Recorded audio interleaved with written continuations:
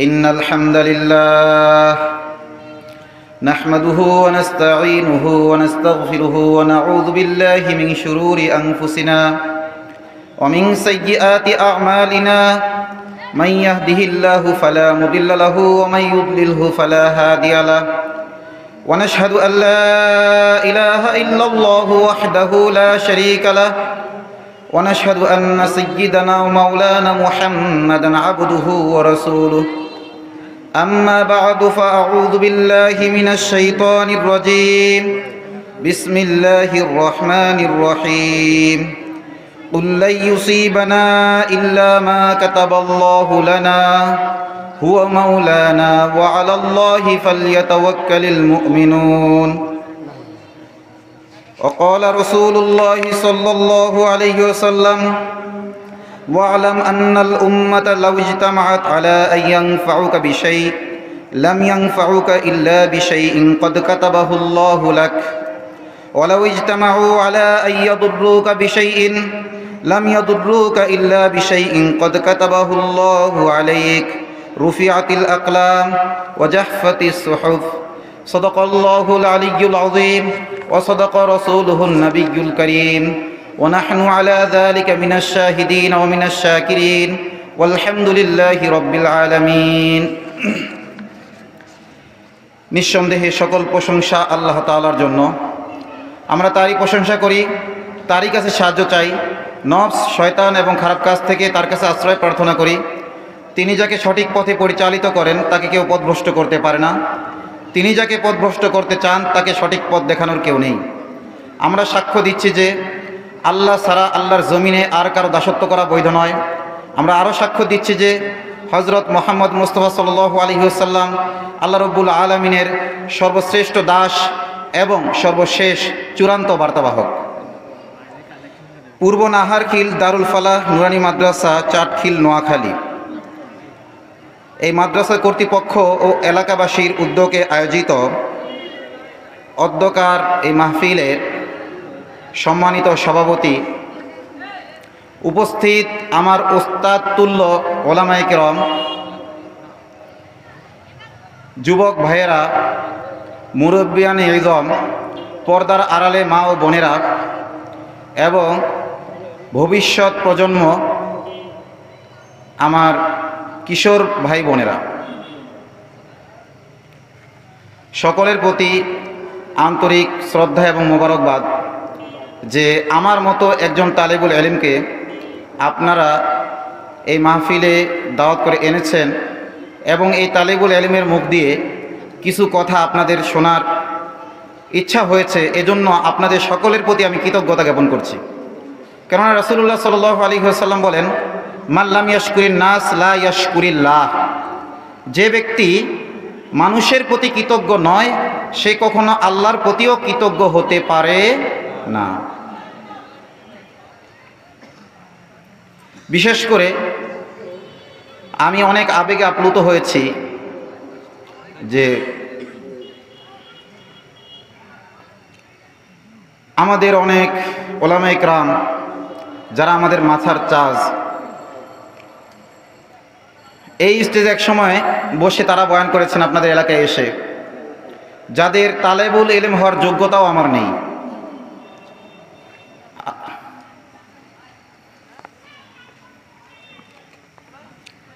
অত্যন্ত আফসোসের বিষয় যে আজ তাদের মসনদে বসার দুঃসাহস আমাকে দেখাতে হচ্ছে। আমরা সকলে এই অন্তর থেকে তাদের জন্য দোয়া করি, আল্লাহ তাআলা সকল হক্কানি আলেমকে কারামুক্তি দান করেন।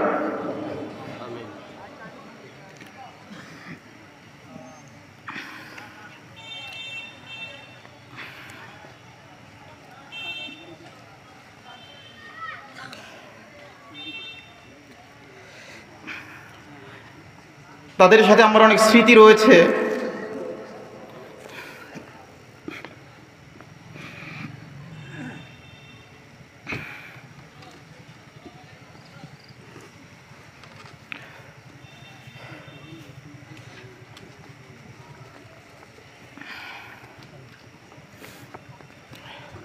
তাদের কারো কারো জন্ম হয়তো আমি ব্যক্তিগতভাবে তাদের অনেককে চিনি, সোনার চামচ মুখে নিয়ে জন্ম হয়েছে, কিন্তু আজ তাদের থাকতে হচ্ছে কারাগারের অন্ধকার প্রকোষ্ঠে।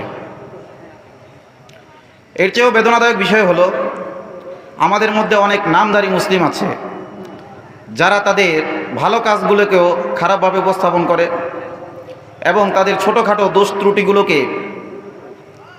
সমাজের মধ্যে এমনভাবে প্রচার করে তাদেরকে চরিত্র হননের চেষ্টা করে। আল্লাহ তাআলা তাদেরকে হেদায়েত দান করেন, আল্লাহ তাআলা তাদেরকে পুরো দিন বুঝ দিয়ে দেন। তো সেই সকল কারাবন্দী ওলামায়ে কেরামকে আমি শ্রদ্ধা ভরে স্মরণ করছি। ফাক্কাল্লাহু আসরহুম, আল্লাহ তাআলা তাদের দ্রুত কারামুক্তি দান করুন। আসলে পানি যখন না থাকে তখন আমরা কি করি? যখন পানি না থাকে তখন কি করি?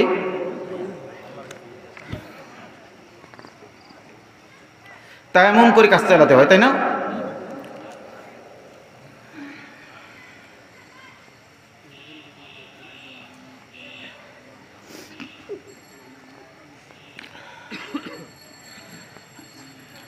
তো মনে করবেন যে আসলে আপনাদের নামাজের সময় হয়ে গেছে, ওযু করার প্রয়োজন, এখন পানি নেই, তখন মাটি দিয়ে কি করতে হয়? তায়াম্মুম করতে হয়। যখন পানি এসে যায় তখন ওই তায়াম্মুম আর ঠিক থাকে না। এজন্য আমাদের ওলামায়ে কেরামের তুলনায় আমাদের অবস্থাটাও হইলো ওই রকম, ওযু এবং তায়াম্মুমের মতো। আমি কোরআন সুন্নাহর কিছু কথা আপনাদের সামনে উপস্থাপন করার চেষ্টা করব।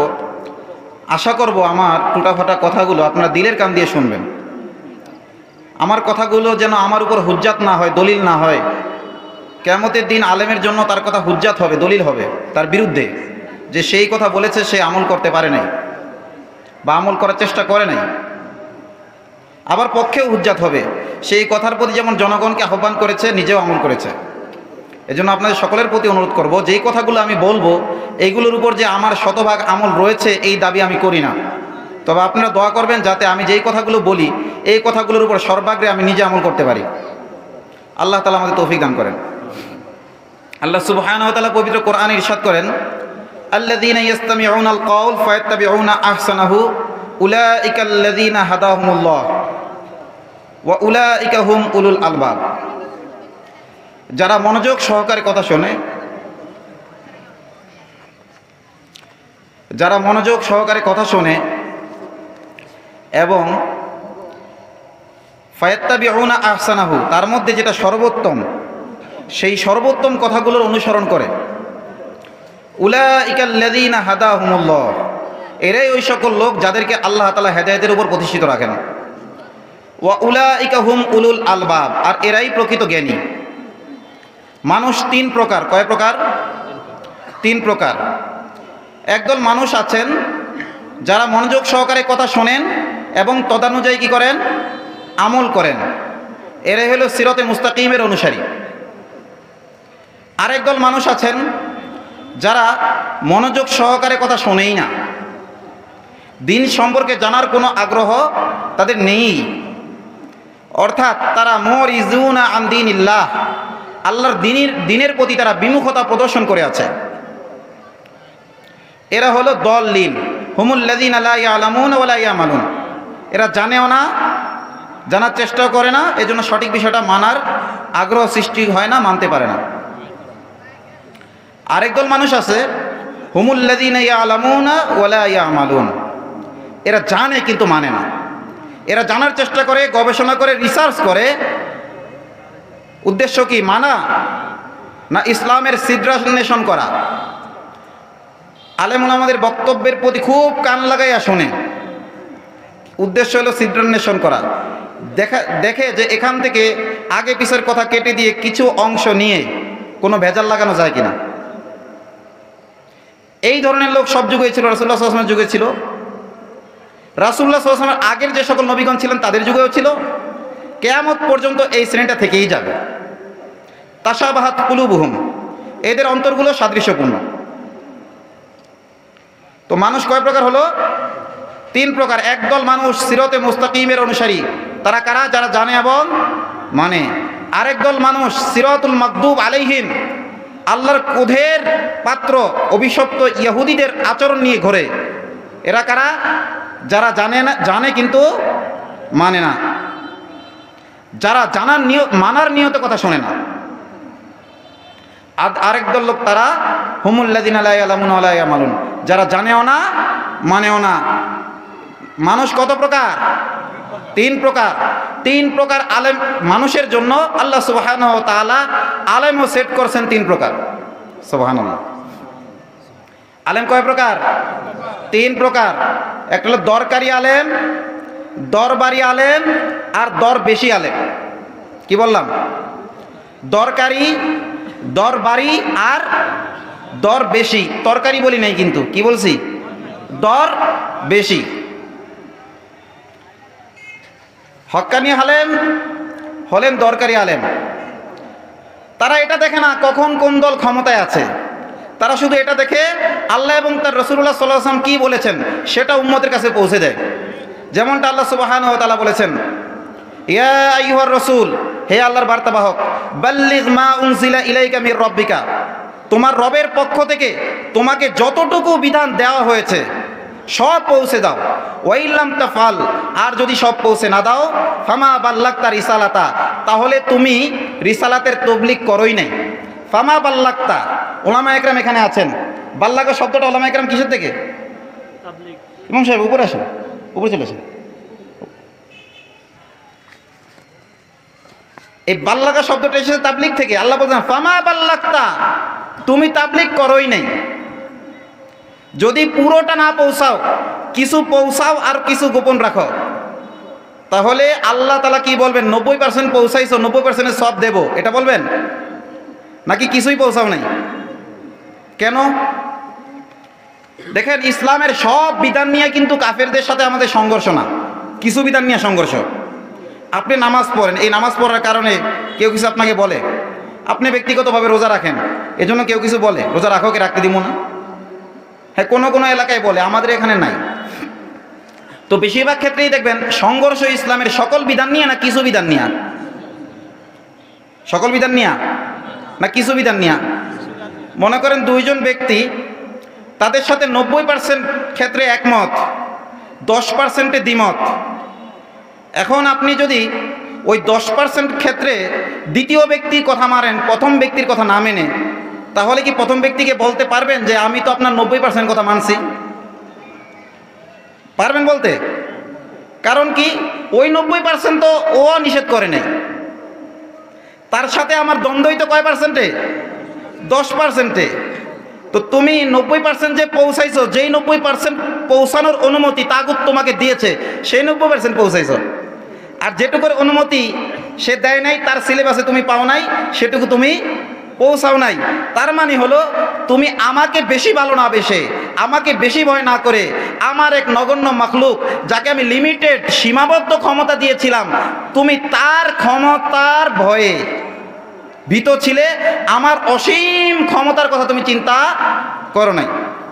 এ কারণে সে রব্বে আলা বানিয়েছে কাকে? আল্লাহকে না তার সৃষ্টিকে? তার সৃষ্টিকে। লা তাআতা লিমাখলুকিন ফি মাসিয়াতিল খালিক। এ কারণে 90% পৌঁছে দেওয়ার পরেও আল্লাহ তাআলা কি বলতেছেন? ফামা বাল্লাগতা, তুমি তাবলীগ করো নাই, তুমি দিন পৌঁছে দাও নাই। অথচ আমাদের সমাজে দেখা যায় অল্প কয়েকটা বিধান পৌঁছে তার নাম রাখা হয় তাবলীগ। এটার নাম ছিল হরকতুল ঈমান। কি ছিল? হরকতুল ঈমান। আল্লামা ইলিয়াস রাহমাতুল্লাহ এর নাম রেখেছেন হরকতুল ঈমান, এটার নাম তাবলীগ রাখেন নাই উনি। তাবলীগ তো ওইটা যেটার মধ্যে দিনের সকল বিধান পৌঁছে দেওয়া হয়। হরকত শব্দের একটু নাড়া দেওয়া। কি দেওয়া? নাড়া দেওয়া। তিনি একটু নাড়া দিয়েছেন মাত্র। কয়েকটি গুণের উপর মেহনত করে আমল করতে পারলে পুরো দিনের উপর চলা অতি সহজ, এই কথাই তো বলতেন মুরব্বীরা, তাই না? তার মানে বোঝা গেল এটাই পুরো দিন নয়, পুরো দিন আরো আচ্ছা। তো যাই হোক, পুরো দিনের তাবলীগ যে করে তার তাবলীগ আল্লাহর কাছে গ্রহণযোগ্য। দিনের কিছু বিধান যদি সে মাখলুকের ভয়ে বা মাখলুকের দেওয়া কোনো কিছুর লোভে গোপন করে, আল্লাহ তাআলা তাকে কি বলতেছেন? ফামা বাল্লাগতা, তুমি তাবলীগ করো নাই। কাকে বলতেছেন? রসুলকে। আচ্ছা বলেন তো, রসুল কি দিন গোপন করবে? কেন বলতেছেন? ওই যে ঝিকে মেরে বউকে শিখে একটা কথা আছে না, তখন রাসূলের সাথেই আচরণ। তাহলে এই কথাটা ওলামা একরামকেও মনে রাখতে হবে। দিনের সব বিধান উম্মার কাছে পৌঁছে দিতে হবে। কতটুকু? মা উনজিলা ইলাইকা, আপনি জানেন যতটুকু, আপনার কাছে আপনার ওস্তাদ যতটুকু পৌঁছে দিয়েছেন ততটুকু পৌঁছে দেওয়া বিল ফেল এই মুহূর্তে আপনার উপর ফরজ। আর যেটুকু আপনার জানা নাই, কিন্তু এলাকায় আপনি মাওলানা হিসেবে পরিচিত, মুফতি হিসেবে পরিচিত, মুহাদ্দিস হিসেবে পরিচিত, আপনি এই কথা বলে পার পাবেন না যে আমি জানি না। দিনের মৌলিক বিষয়গুলো অধিকাংশ আমার ভাইদের জানা নেই। শাখা প্রশাখা নিয়ে আমরা পড়ে আছি, শাখা প্রশাখা নিয়ে অনেক ব্যস্ত। ইসলামের ব্যর্থতাপূর্ণ বিষয়গুলো যেগুলোর মধ্যে আইমায়ে মুস্তাহিদিনের মধ্যে দ্বিমত রয়েছে সেগুলো নিয়ে আমরা ব্যস্ত হয়ে আছি, কিন্তু দিনের যে মৌলিক বিষয়গুলো সেগুলি নিয়ে আমাদের বেশিরভাগ ভাইয়েরই মাথা ব্যথা নেই। আল্লাহ তাআলা সবাইকে এই দিকে দৃষ্টি আকর্ষণ করার তৌফিক দান করুন। তো যাই বলছিলাম, আলেম কয় প্রকার? 3 প্রকার। দরবারি আলেমদের চরিত্র হলো তারা দেখে না যে কাদের, বলছি দরকারি আলেমদের চরিত্র হলো তারা দেখে না যে বর্তমানে দরবার কাদের বসেছে, এটা দেখে না। কোন দল ক্ষমতা এটা দেখে না, তারা দেখে যে কোরআনে কি আছে, হাদিসে কি আছে, আল্লাহ রাসূলের সুন্নতে কি আছে, তারা শুধু এটা দেখে।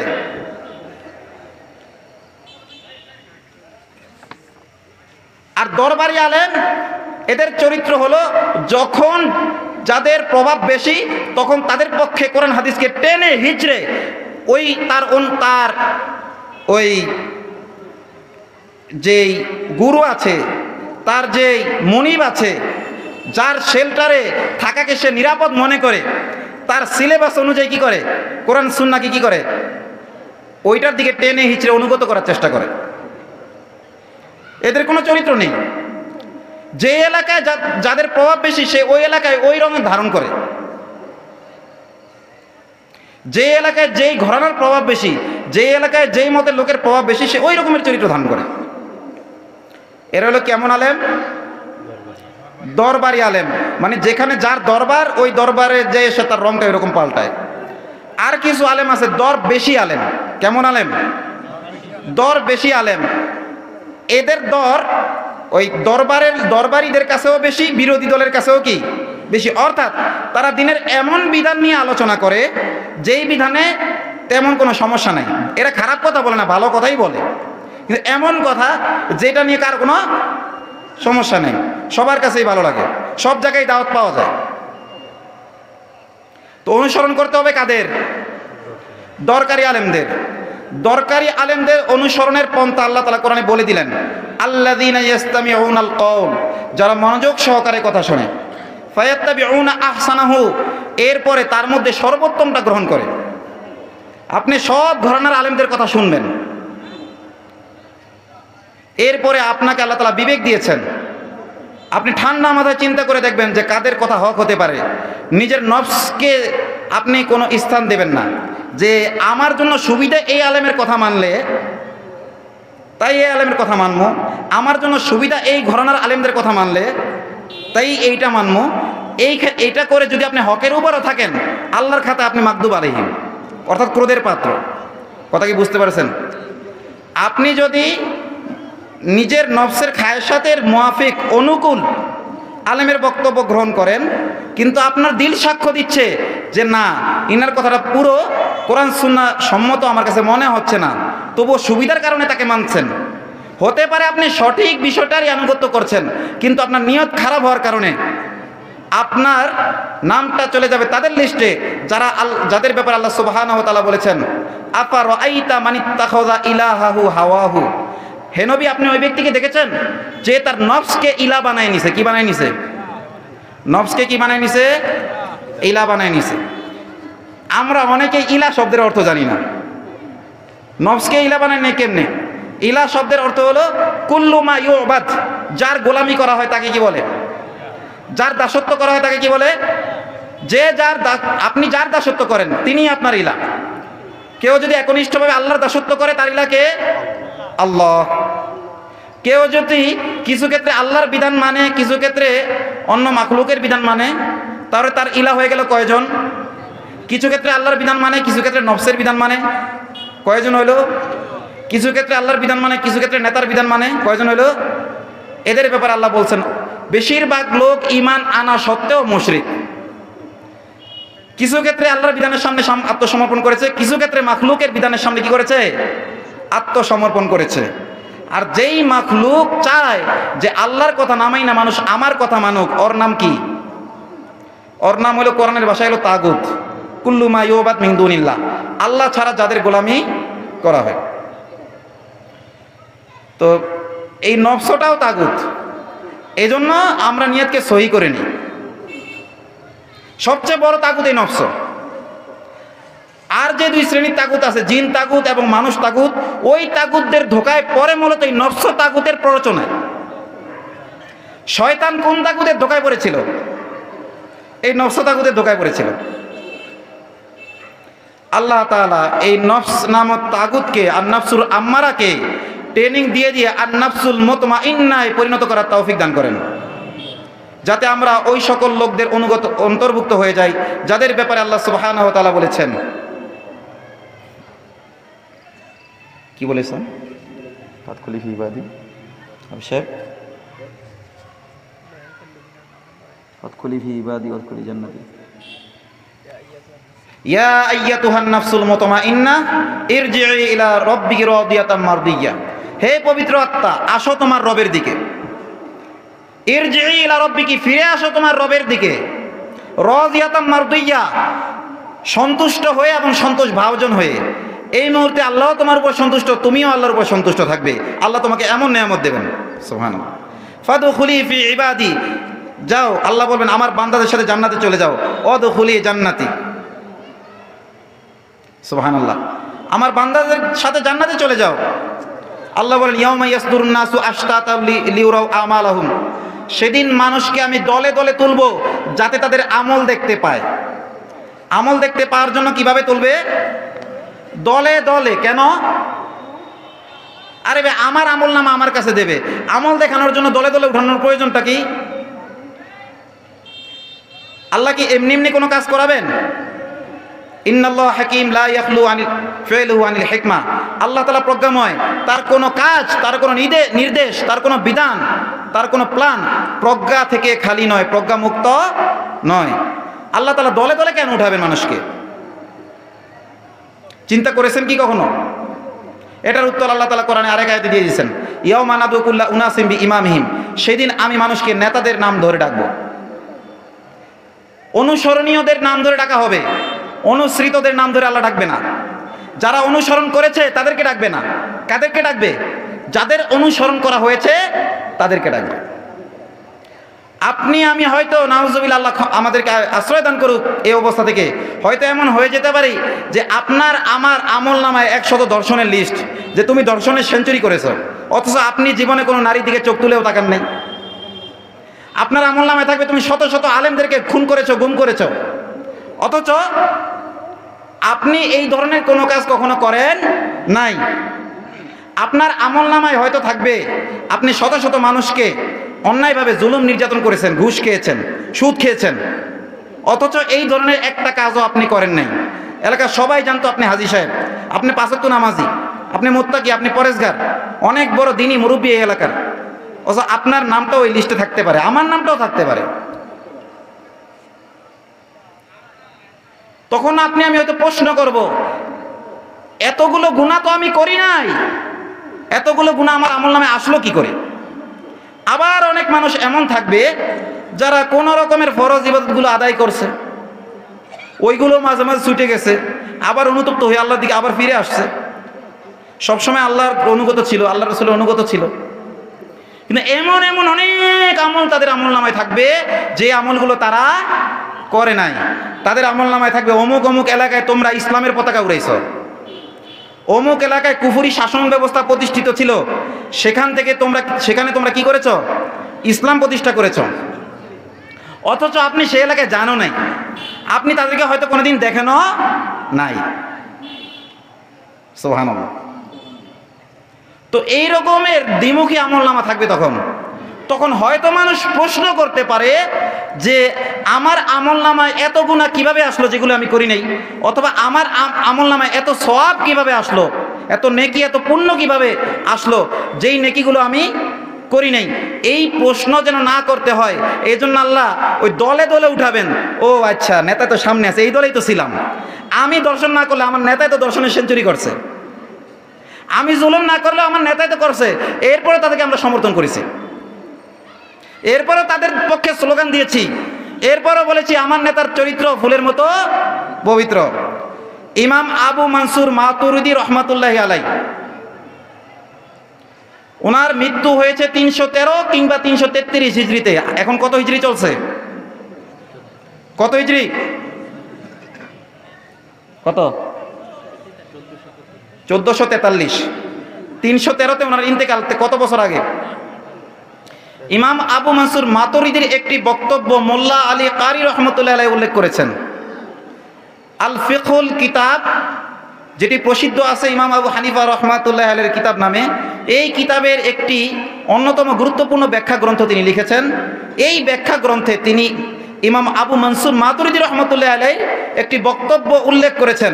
তিনি ওই যুগের বাদশার কথা বলতেছেন। মান ক্বালা লি সুলতানি জামানিনা আদিলুন ফাকাদ কাফার। বর্তমান যুগের শাসককে কেউ যদি ন্যায়পরায়ণ বলে তাহলে সে কাফের হয়ে যাবে। কোন যুগের কথা? 313 হিজরি। তার মানে তখন ইসলাম প্রতিষ্ঠিত ছিল। চুরি করলে তখন হাত কেটে দেওয়া হতো, জিনা ধরা পড়লে বিবাহিত হলে পাথর মারা হতো, অবিবাহিত হলে 100 বেত্রাঘাত করা হতো, বেনামাজি হয়ে থাকতে পারতো না কেউ প্রকাশ্যে, জামাতে না আসলে পিটুনি দেওয়া হতো। এই রকম একটি যুগে, যে বর্তমান যুগের তুলনায় বলা যায় যে জান্নাতের মতো, ওই রকম যুগের শাসককে ইমাম আবু মানসুর মাতুরিদি রহমাতুল্লাহি বলতেছেন, যদি ওই যুগের শাসককে, ওনার জামানার, যদি ডাইরেক্ট এভাবে কেউ বলে তিনি ন্যায় পরায়ণ, ফাকাদ কাফারা, সে কি হয়ে যাবে? কাফের। কেন? ওই বাদশা যদিও ইসলাম অনুযায়ী দেশ চালাইতো, কিন্তু ব্যক্তিগত স্বজনপ্রীতিমূলক কিছু কারণে জনগণের উপর কিছু ক্ষেত্রে জুলুম করত। অল্প কিছু কি করত? অল্প কিছু জুলুম করার কারণেই বলেছেন। এরপর যে ডাইরেক্ট তাকে ন্যায়পরায়ণ বলে প্রশংসা করে কেউ, সে কি হয়ে যাবে? কাফের হয়ে যাবে। এই কুফরি অহরহ আমাদের থেকে হচ্ছে কিনা? হাদিসে এটাই আছে, সকালবেলা বের হবে মুমিন হয়ে, ফজরের নামাজ পড়ে বের হয়েছে মুমিন হয়ে, কিন্তু আমার নেতার চরিত্র ফুলের মতো পবিত্র বলে কি হয়ে গেছে? কারণ সে জানে যে ব্যভিচারী। ব্যভিচারী জানার পরেও যদি ফুলের মতো পবিত্র বলা হয়, তাহলে ব্যভিচারকে প্রকারান্তরে কি দেওয়া হয়? বৈধতা দেওয়া হয় না? এই কারণে সে সকালবেলা তো ঘর থেকে বের হয়েছে ঈমান নিয়ে, কিন্তু ওই রাস্তায় স্লোগান দিতে দিতে ঈমান শেষ করে ফেলছে। আল্লাহ তাআলা এই নোংরা রাজনীতি থেকে এই উম্মাকে হেফাজত করুন। আমিন। কষ্ট লাগতেছে আপনাদের? দেখেন, যদি কষ্ট লাগে তার মানে বুঝবেন আপনার ভিতরে বিবেক আছে, এই জন্য আপনার কষ্ট লাগতেছে। কষ্ট লাগাটা দোষণীয় না, জিনা বলেন কেন? কষ্ট যার লাগে না সে কথা বোঝে নাই। আরে এত ভারী একটা বিষয়, আমার ঈমান চলে যাচ্ছে আর আমার কষ্ট লাগবে না? জিনা কিভাবে বলেন আপনারা যে জিনা কষ্ট লাগে নাই? কষ্ট লাগারই তো কথা, ব্যথা লাগারই কথা। হয় আমার ঈমান চলে যাচ্ছে, বা এই স্লোগানে আমার ভাইয়ের ঈমান চলে যাচ্ছে, তো কষ্ট লাগবে না কেন? হ্যাঁ, কষ্ট লাগবে, কিন্তু এই কষ্টটা ঈমানের কারণে হতে পারে, এই কষ্টটা আবার ইসলাম বিদ্বেষের কারণেও কি হতে পারে। এটা প্রকাশ হবে আপনার কর্মের মাধ্যমে। কষ্ট লাগবে, এই কথা শুনলে মুমিন হইলেও যেমন কষ্ট লাগবে, মুনাফিক হইলেও কষ্ট লাগবে। কষ্ট লাগবে। মুনাফিকের কষ্ট লাগবে কি জন্য? ইসলামের প্রতি কিসের কারণে? বিদ্বেষের কারণে। বিদ্বেষ পুরো ইসলামের উপরও হতে পারে, ইসলামের কিছু বিধানের সাথেও বিদ্বেষ হতে পারে। ইহুদিরা মুহাম্মদ সাল্লাল্লাহু আলাইহি ওয়াসাল্লামকে বলল, হে মুহাম্মদ, তোমার কাছে কোন ফেরেশতা আসে বিধান নিয়ে? বলতেছে আমার কাছে জিবরাইল আলাইহিস সালাম আসে। বলছে না না, জিবরাইল আসে তাইলে আমরা তোমার অনুসরণ করব না, অন্য কোনো ফেরেশতা আসলে করতাম। কই কেন? বলছে সে কঠিন কঠিন বিধান নিয়ে আসে আল্লাহর কাছ থেকে। আল্লাহ তাআলা বলেন যে জিবরাইলকে শত্রু মনে করে, সে তো আমি আল্লাহর শত্রু। কেননা জিবরাইল নিজের পক্ষ থেকে কোনো কিছু নিয়ে আসে না, আমি যেটা জিবরাইলকে আদেশ করি জিবরাইল তো ওইটাই বোঝায় দেয়। নাজ্জালাহু বিকলবিকা বিইজনিল্লাহ, আল্লাহর অনুমতি ছাড়া জিবরাইলের কোনো সাধ্য আছে একটা কথা রাসূলকে বলার? রাসূল সাল্লাল্লাহু আলাইহি ওয়াসাল্লামকে বলেন সম্পর্কে আল্লাহ বলেন ওমা ইয়ানতিকু আনিল হাওয়া ইন হুয়া ইল্লা ওয়াহয়ুহা, তিনি নিজের পক্ষ থেকে একটা কথাই বলেন না, বরং যেটা আল্লাহর পক্ষ থেকে অবতীর্ণ হয় তিনি সেটাই বলেন।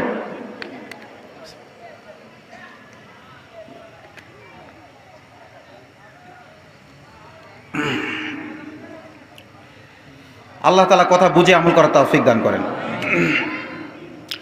এজন্য যদি কষ্ট লাগে আমরা কি করব? আল্লাহর কাছে দোয়া করব, ও আল্লাহ তোমার বিধান শুনলাম আজকে, আমি তোমার বান্দা, আমল করতে পারতেছি না, তুমি আমল করার তৌফিক দাও। এই দোয়া করতে হবে। আল্লাহর কাছে রাতের বেলায় উঠতে হবে, আল্লাহর কাছে চেয়ে নিতে হবে।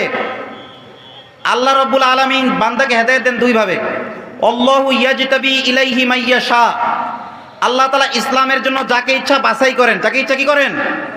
বাছাই করেন। অর্থাৎ সে ইসলাম গ্রহণ করবে এরকম কোনো চিন্তাও করে না, সে সত্য খোঁজেও না, কিন্তু আল্লাহ চান এই বান্দা দিয়ে দিনের খেদমত আমার নিতে হবে। তখন হযরত ওমরে ফারুকের মতো বাছাই করে তাকে নিয়ে আসেন, তরবারি নিয়ে যা রাসূলের কল্লা ফেলতে যায়, কিন্তু সেই পরে রাসূলের ফ্যানে পরিণত হয়ে যায়। সুবহানাল্লাহ।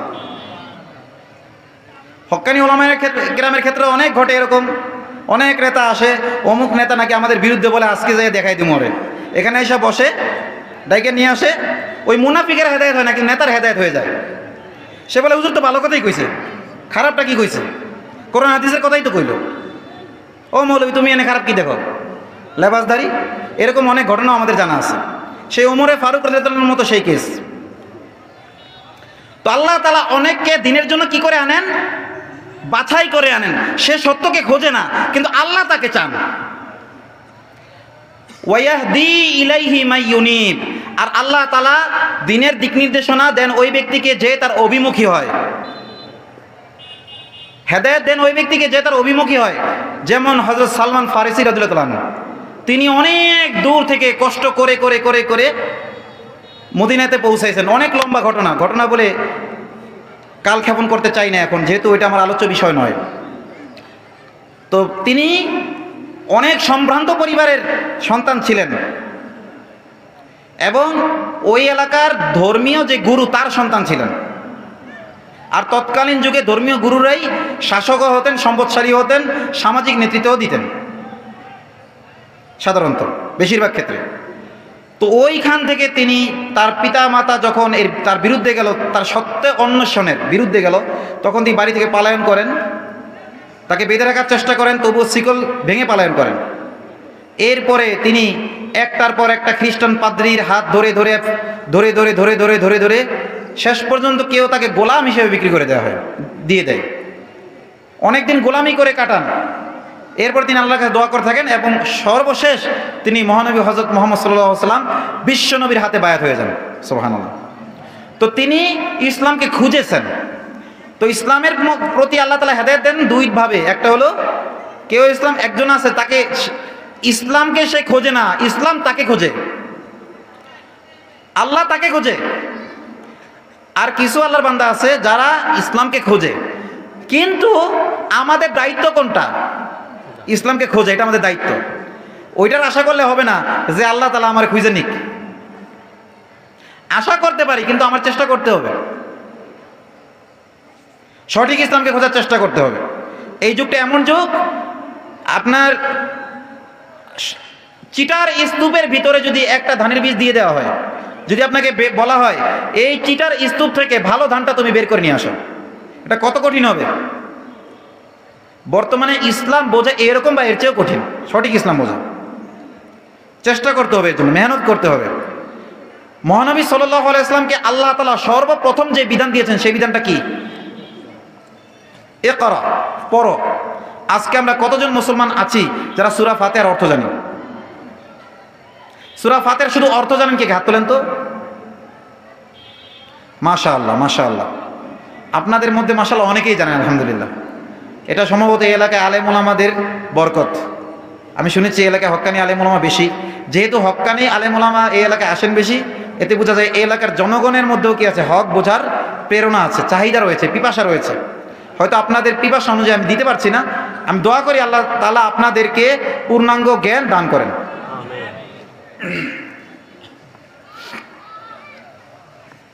তো এই জন্য আমাদের সকলকে কি করতে হবে? দিনের প্রতি অনুগত থাকতে হবে, মনোযোগ সহকারে কথা শুনতে হবে। কিসের নিয়তে? মানার নিয়তে। কোন বিষয়ে আলোচনা করব, অনেক বিষয় মাথায় আসছে, অনেক বিষয় আসছে, খুঁজতে খুঁজতে শেষে আজকে সিদ্ধান্ত নিয়েছি একটি বিষয় আলোচনা করব। সেই বিষয়টি হলো মানব জাতির উপর বিপদ কেন আসে, বিপদ আপদ কেন আসে জানা দরকার আছে না নাই? বিপদ আপদ কার জীবনে আসে না? হাত তোলেন তো। যদুর জীবনে, আমার জীবনে কোনো ছোট বড় কোনো বিপদ আসে নাই। একজন আসে না এমন ব্যক্তি? ওই গল্পের সুখী মানুষ পাওয়া যায়, তাই না? সুখী মানুষের গল্প পড়ছেন না? সুখী মানুষ খুঁজতে খুঁজতে খুঁজতে যায় পাইছে কারে? কারে পাইছে? এক পাগলারে, তাই না? স্কুলে পড়ছেন না সুখী মানুষ গল্প? হ্যাঁ, গল্পের সুখী মানুষ পাওয়া যায়, কিন্তু প্রকৃত সুখী তো তারাই ফামান যুহজিহা আনিন নার ওয়া উদখিলাল জান্নাহ ফাকাদ ফাজ। যাকে ধীরে ধীরে জাহান্নাম থেকে দূরে আনা হবে এবং জান্নাতে প্রবেশ করানো হবে, সেই হলো প্রকৃত সুখী, সেই হলো প্রকৃত সফলকাম। আপনার গতকালের তুলনায় আজকে যদি আপনার আমলটা বেশি ভালো না হয়ে থাকে, তাহলে বোঝেন যে আপনি হালাক হয়ে গেছেন। আপনি গতকাল ইমান এবং আমলের অবস্থা যেমন ছিল, আজকে তার চেয়ে একটু হলেও উন্নত হতে হবে, এই মুহাসাবাটা করবেন। ইমান এমন একটা জিনিস, এটাকে আপনি এক জায়গায় রাখতে পারবেন না, হয় এটা বাড়াবেন নাহলে অটো কমতে থাকবে। মোবাইলের চার্জের মতো, মোবাইল যতক্ষণ চার্জের মধ্যে দিয়ে রাখবেন তখন কি হবে? টপ হবে, আস্তে আস্তে বাড়বে বাড়বে বাড়বে বাড়বে। আপনি খুলে ফেলেন, কোনো কাজ করেন নাই, কিছু করেন নাই, নেট ইউজ করেন নাই, ফোন কল করেন নাই, কিচ্ছু করেন নাই, তবুও কি চার্জ কমবে কি না? চার্জ কমে যাবে না? তো ঠিক তেমনিভাবে ইমান বাড়ানোর কাজ যদি আপনি না করেন, অটোমেটিক ইমান কি হয়ে যাবে? কমতে কমতে কমতে একসময় শূন্য হয়ে যাবে। এরপরে ব্যাটারি এমন ডাউন হওয়া হবে, চার্জ দিলেও আর কি হবে না? চার্জ হবে না। তখন ওই ডাক্তারের কাছে নিয়ে যাওয়া লাগবে, মানে মুজাহিদের ডান্ডা দেওয়া লাগবে। তখন মুজাহিদের ডান্ডা খেয়ে যদি চার্জ ফিরে আসে, আল্লাহ তাআলা মুজাহিদের ডান্ডা খাওয়ার তৌফিক আমাদেরকে দান করেন। মুজাহিদদের ডান্ডা খাইতে রাজি আছেন কে কে? সুবহানাল্লাহ। মুজাহিদের ডান্ডা যারা খাবে দুনিয়ায়, তারা সবাই জান্নাতে যাবে আখিরাতে। কেন? কেন জানেন? এক মহিলা সাহাবী জিনা করেছে, ব্যভিচারে লিপ্ত হয়েছে, নফসের ধোকায় পড়ে গেছে, শয়তানের ধোকায় পড়ে গেছে। রাসূলুল্লাহ সাল্লাল্লাহু আলাইহি ওয়াসাল্লামের কাছে আসছে, ইয়া রাসূলুল্লাহ, আমি তো জঘন্য অপরাধ করে ফেলেছি, মারাত্মক অপরাধ করে ফেলেছি, এমন অপরাধ করেছি যে আসমানের নিচে জমিনের উপরে আমার জায়গা হওয়া উচিত না, আপনি আমাকে পবিত্র করেন, এত বড় অপরাধ আমি করে ফেলেছি। রাসূল বলছেন, তুমি কি করছো? বলছি, ইয়া রাসূলুল্লাহ, আমি একজন পরপুরুষের সাথে ব্যভিচারে লিপ্ত হয়ে গেছি, আমি আমার সতীত্বকে নষ্ট করে ফেলেছি, আমি আরেকজনের স্ত্রী হওয়া সত্ত্বেও পরকীয়ায় লিপ্ত হয়েছি। আল্লাহর রাসূল, আমি তো ওই শয়তানের ধোকায় পড়ে গেছি, কিন্তু এখন আমার হুঁশ ফিরে এসেছে, আপনি আমাকে পবিত্র করুন ইয়া রাসূলুল্লাহ। তখন রাসূলুল্লাহ সাল্লাল্লাহু আলাইহি ওয়াসাল্লাম বললেন, তুমি কি সন্তান সম্ভবা? মহিলাটি বলে, হ্যাঁ ইয়া রাসূলুল্লাহ, আমি সন্তান সম্ভবা। রাসূল বলেন, ওই সন্তানের তো কোনো দোষ নেই। আজকে বাংলাদেশে শত শত শিশুর মরদেহ পাওয়া যায়, নবজাতকের মরদেহ পাওয়া যায়। এই সন্তানগুলো কি দোষ? কি দোষ করেছিল তারা? এই সেকুলার সমাজ নাকি মানবতাবাদী সমাজ? এই যে নিষ্পাপ বোনগুলো হত্যা করা হচ্ছে, সন্তান জন্ম লাভ করার পরে জানলা দিয়ে ছুঁড়ে ফেলে দেওয়া হচ্ছে, কি দোষ এই নিষ্পাপ বাচ্চাগুলোর? কত সুন্দর সমাজ আপনি দেখেন। ব্যভিচার করে রাসূলের কাছে আসতেছে পরকালের জবাবদিহিতার ভয়ে, ইয়া রাসূলুল্লাহ, আমাকে পবিত্র করেন, আমাকে রজম করুন, আমাকে পাথর নিক্ষেপে হত্যা করুন, যাতে পরকালের আযাব থেকে আমি মুক্তি পেয়ে যাই। কুল্লামা নাযিলাত জুলুদুহুম বাদদালনাহুম জুলুদান গায়রাহা লিয়াযুকুল আযাব। যখনই জাহান্নামীদের চামড়াগুলো জ্বলে পুড়ে ভস্ম হয়ে যাবে, ছাই হয়ে যাবে, আল্লাহ তাআলা নতুন চামড়া পরিয়ে দেবেন, লিয়াযুকুল আযাব, যাতে তারা শাস্তির স্বাদ ভোগ করতে পারে। ব্যভিচারীদের লজ্জাস্থানের মধ্যে তপ্ত লোহার আংটা লাগিয়ে ঝুলিয়ে রাখা হবে। হে আল্লাহর রাসূল, অনন্তকাল ওই শাস্তি আমি কি করে ভোগ করব? আপনি আমাকে পবিত্র করুন। রাসূলুল্লাহ সাল্লাল্লাহু আলাইহি ওয়াসাল্লাম বলতেছেন, ওই নিষ্পাপ শিশুটির কি দোষ? ওই নিষ্পাপ শিশুটির তো কোনো দোষ নেই।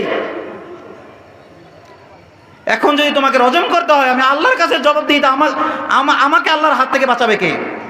আল্লাহ যেদিন কিয়ামতের দিন আমাকে বলবেন যে, হে মুহাম্মদ, তুমি কেন একজন নিষ্পাপ শিশুকে একজন ব্যভিচারিণীর অপরাধের কারণে হত্যা করলে,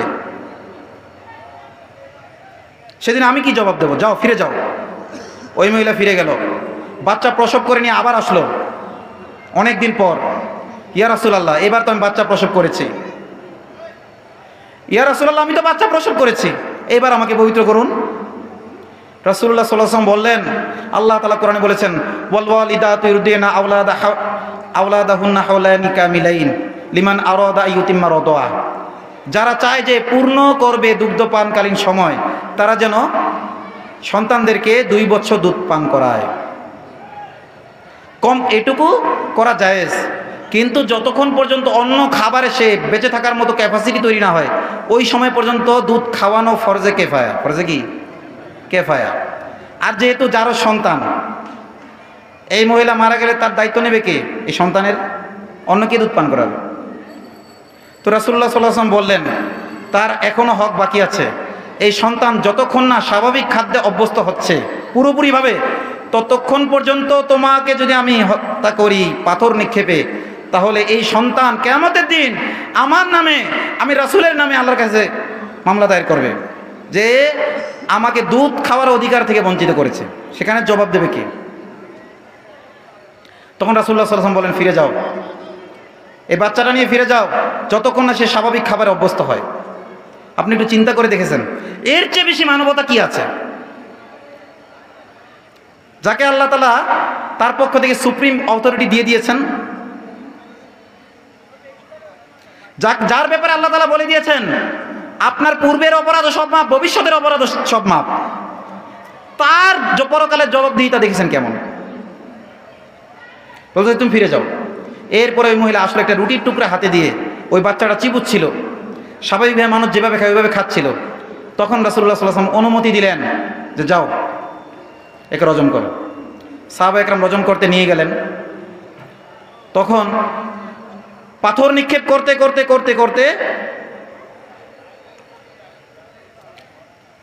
রক্তের কিছু ছিটা সম্ভবত হযরত ওমর রাদিয়াল্লাহু তাআলা গায়ে লেগে গেল। তখন ওমর রাদিয়াল্লাহু তাআলা তার চরিত্রের প্রতি দোষ তুলে কিছু কথা বললেন যে পাপিষ্টার রক্ত লেগে গেছে আমার গায়ে। রাসূলুল্লাহ সাল্লাল্লাহু আলাইহি ওয়াসাল্লাম তাকে ধমক দিলেন, হে ওমর, সে যেইভাবে তওবা করেছে, এই তওবা এমনভাবে আল্লাহ তাআলা কবুল করেছেন, এর সিকি ভাগেও তোমাদের জন্য যথেষ্ট হয়ে যাবে। সম্ভবত 2টা এলাকাকে উল্লেখ করে বলেছিলেন রাসূল সাল্লাল্লাহু আলাইহি ওয়াসাল্লাম, অমুক 2 এলাকার সকল লোকদের জন্য যথেষ্ট হয়ে যাবে তিনি যদি এই তওবাটা সবার পক্ষ থেকে করত। এমনভাবে তার তওবা আল্লাহ তাআলা কবুল করেছেন। তো এই যে দেখেন রাসূলুল্লাহ সাল্লাল্লাহু আলাইহি ওয়াসাল্লামের পাথর তাকে কোথায় নিয়ে গেছে? রাসূলুল্লাহ সাল্লাল্লাহু আলাইহি ওয়াসাল্লামের পাথর তাকে কোথায় নিয়ে গেছে? তাকে জান্নাতে নিয়ে গেছে। একটি বাচ্চার দুধ পানের অধিকার ফিরিয়ে দিয়েছে। কিন্তু এই সেকুলার সমাজ ব্যবস্থা কি এই নবজাতকদের দুধ পান করার অধিকার ফিরিয়ে দিতে পেরেছে? পেরেছে? ডাস্টবিনে নিষ্পাপ শিশু কুকুর নিয়ে টানাটানি করছে, সেখান থেকে কি শিশুগুলোকে বাঁচাতে পেরেছে এই সেকুলার সমাজ? তারপরেও আপনারা কিভাবে বলেন যে ধর্ম যার যার উৎসব সবার?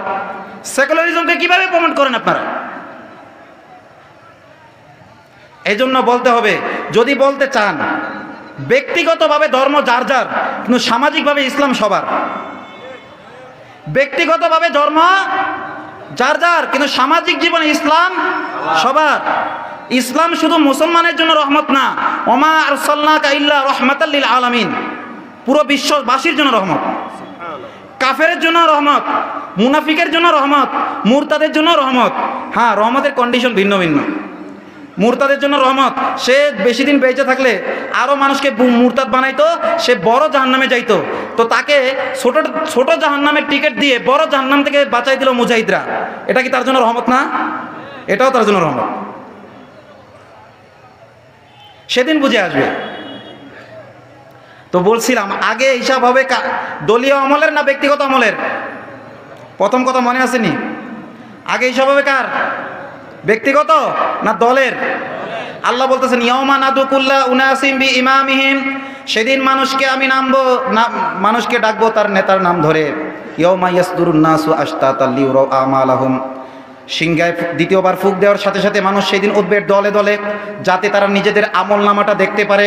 ফামাইয়া আমাল মিসকালা যাররাতিন খায়রান ইয়ারা, অতঃপর কেউ যদি ব্যক্তিগতভাবে যাররা বরাবর ভালো কাজ করে সে তাও পাবে। ওমাইয়া আমাল মিসকালা যাররাতিন শাররান ইয়ারা, কেউ যদি ব্যক্তিগতভাবে খারাপ কাজ করে সেটাও সে সেদিন দেখতে পাবে। তাহলে আগে হবে দলীয় আমলের হিসাব, পরে হবে ব্যক্তিগত আমলের হিসাব। দুনিয়ার সিস্টেমও কিন্তু এটাই, একই অপরাধ দলের লোক করলে যেই শাস্তি দেওয়া হয়, যেভাবে ধরা হয়, বিরোধী দলীয় লোক করলে কি সেইভাবে ধরা হয়, সেই শাস্তি দেওয়া হয়। একই অপরাধ, একজন আলেম করে নাই কিন্তু প্রশ্নবিদ্ধ, যেইভাবে গ্রেপ্তার করা হয়, আরেক মহিলা ডকুমেন্ট সহ প্রমাণ সহ বলতেছে, জেলে নেওয়ার আগেও তার জামিনের ব্যবস্থা হয়ে যায়। যায় কিনা? কেন যায়? ওই যে যদিও মামলার ক্যাটাগরি এক, মামলার ধারা এক, কিন্তু দেখে যে কোন দলের লোক, হইলো ইসলামের দলের লোক, ওর ছোটোখাটো অপরাধেও কি দেওয়া যাবে না, ছাড় দেওয়া যাবে না। অপরাধ না হইলেও কোনোভাবে বিতর্কিত করে অপরাধ বানাতে হবে।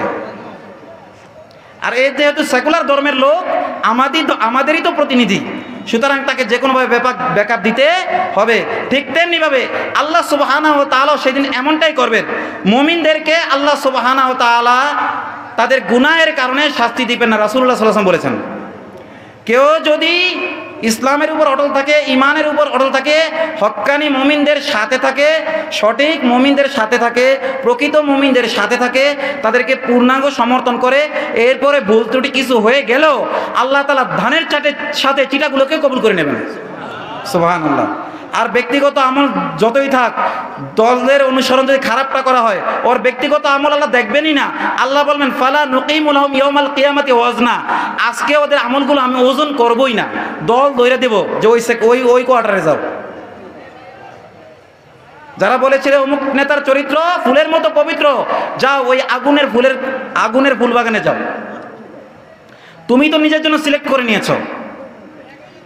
আল্লাহ বলেন ইয তাবাররা আল্লাযিনা তুবিউ মিনাল্লাযিনা তাবাউ ওয়া রাআউল আযাব ওয়া তাকাত্তাআত বিহিমুল আসবাব। হে নবী, আপনি যদি দেখতেন অনুসৃতরা যখন অনুসারীদের থেকে সম্পর্ক ছিন্ন করবে, সেলিব্রিটিরা যখন তাদের অনুসৃতদেরকে, তাদের ফলোয়ারদেরকে প্রত্যাখ্যান করবে, ওই সময় এই ফলোয়াররা যে কি আফসোসটা করবে, ওই আফসোসের অবস্থা যদি দেখতেন। এই ইয়ারাউনাল আযাব আন্নাল কুওয়াতা ইল্লা জামিয়া, যখন তারা আযাব দেখবে এবং বুঝবে আরে ক্ষমতা তো সব আল্লাহর ছিল, আজকেও যেমন আল্লাহর, আগেও আল্লাহর ছিল, কিন্তু আল্লাহ সাময়িক সময়ের জন্য ঢিল দিয়েছিল, এটা যদি আগে বুঝতাম। এই যে আফসোস তারা করবে, এই যে আফসোস তারা করবে, এই আফসোসটা যদি আপনি দেখতেন, ওয়াতাকাত্তাআত বিহিমুল আসবাব, এবং তাদের মধ্যকার সব ধরনের ভালোবাসার সম্পর্ক ছিন্ন হয়ে যাবে। সব ধরনের দলীয় সম্পর্ক, আত্মীয়তার সম্পর্ক, ভালোবাসার সম্পর্ক সব কি হয়ে যাবে? ছিন্ন হয়ে যাবে। ইয়াউমা ইয়াফিরুল মারউ মিন আখি, সেই দিন ভাই তার ভাই থেকে দূরে চলে যাবে। আজকে যেই ভাইটা আপনাকে উৎসাহ দিচ্ছে যে ভাই তুমি ওই দলে থাকো, থাকি আমার অনেক উপকার করতে পারবা, আছে না এমন? উপকার করতে থাকো। যেই ভাইটা আজকে তোমাকে এই পরামর্শ দিচ্ছে, সেই ভাইটা ওই দিন তোমার থেকে সম্পর্ক ছিন্ন করবে, যে ওই সময় নেতার সাথে থাকলে, নেতার সাথে ছবি তুললে আমার নিরাপত্তা ছিল, কিন্তু আজকে এর পিছনে থাকলে আমার কি হবে? এর সাথেই নিয়ে যাবে ওইদিকে। সে পালায়ন করার চেষ্টা করবে, কিন্তু ফেরেশতারা চারিদিকে গার্ড দিয়ে রাখবে। এখন যেমন আলেম আলামাদেরকে নেওয়া হয়, হাত করার পরে রাখা হয়, এরপরে জালেমের দল দুই হাত দিয়ে টানতে থাকে। যারা হাত করা পড়েছেন তারা বুঝবেন যে হাত করা পড়ার জ্বালা কি। এই হাত করাকে যত টানা হয় তত হাতের মধ্যে টাইট হয়ে যায়। আমি পড়েছি, আমি বুঝি। যত টানা হয় তত কি হয়ে যায়? টাইট হয়ে যায়। এত মানুষের ঘেরার ভিতরেও এরপরে দুই পাশ থেকে এভাবে টানতে থাকে, অথচ এইগুলো কিন্তু তাদের বলা হয়নি। এগুলো কেন দেখায়? এগুলো হাইব্রিড। দেখাইতে চায় যে আলেম ওলামাদেরকে আমি যত জুলুম করতে পারবো আমি তত বড় পথটা পাবো। আর এবারে কয়দিনের জন্য পাবি তুই এই বড় পথ? কয়দিনের জন্য? ইলা আজালিম মুসাম্মা, একটা নির্দিষ্ট সময় পর্যন্ত, একটা নির্দিষ্ট সময় পর্যন্ত। এরপরেও তোমার পরিণতিও হতে পারে ওই যে টিস্যু পেপার স্কেচ সিনার মতো।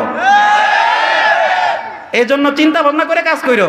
এই দুনিয়াতেও আল্লাহ দেখা দিতে পারে, আর দুনিয়া যুদ্ধে আল্লাহ যদি নাও দেখায়, আখিরাতে কিয়ামতে সব মানুষের সামনে তোকে অবদস্থ করা হবে মুনাফিক। আল্লাহ তাআলা ওদেরকে হেদায়েত দান করুন, আল্লাহ তাআলা ওদেরকে হেদায়েত দান করুন। ওদের কপালে যদি হেদায়েত না থাকে, তাদের প্রত্যেকটা সন্তানকে আল্লাহ তাআলা ওমরে ফারুকের মতো কবুল করুন।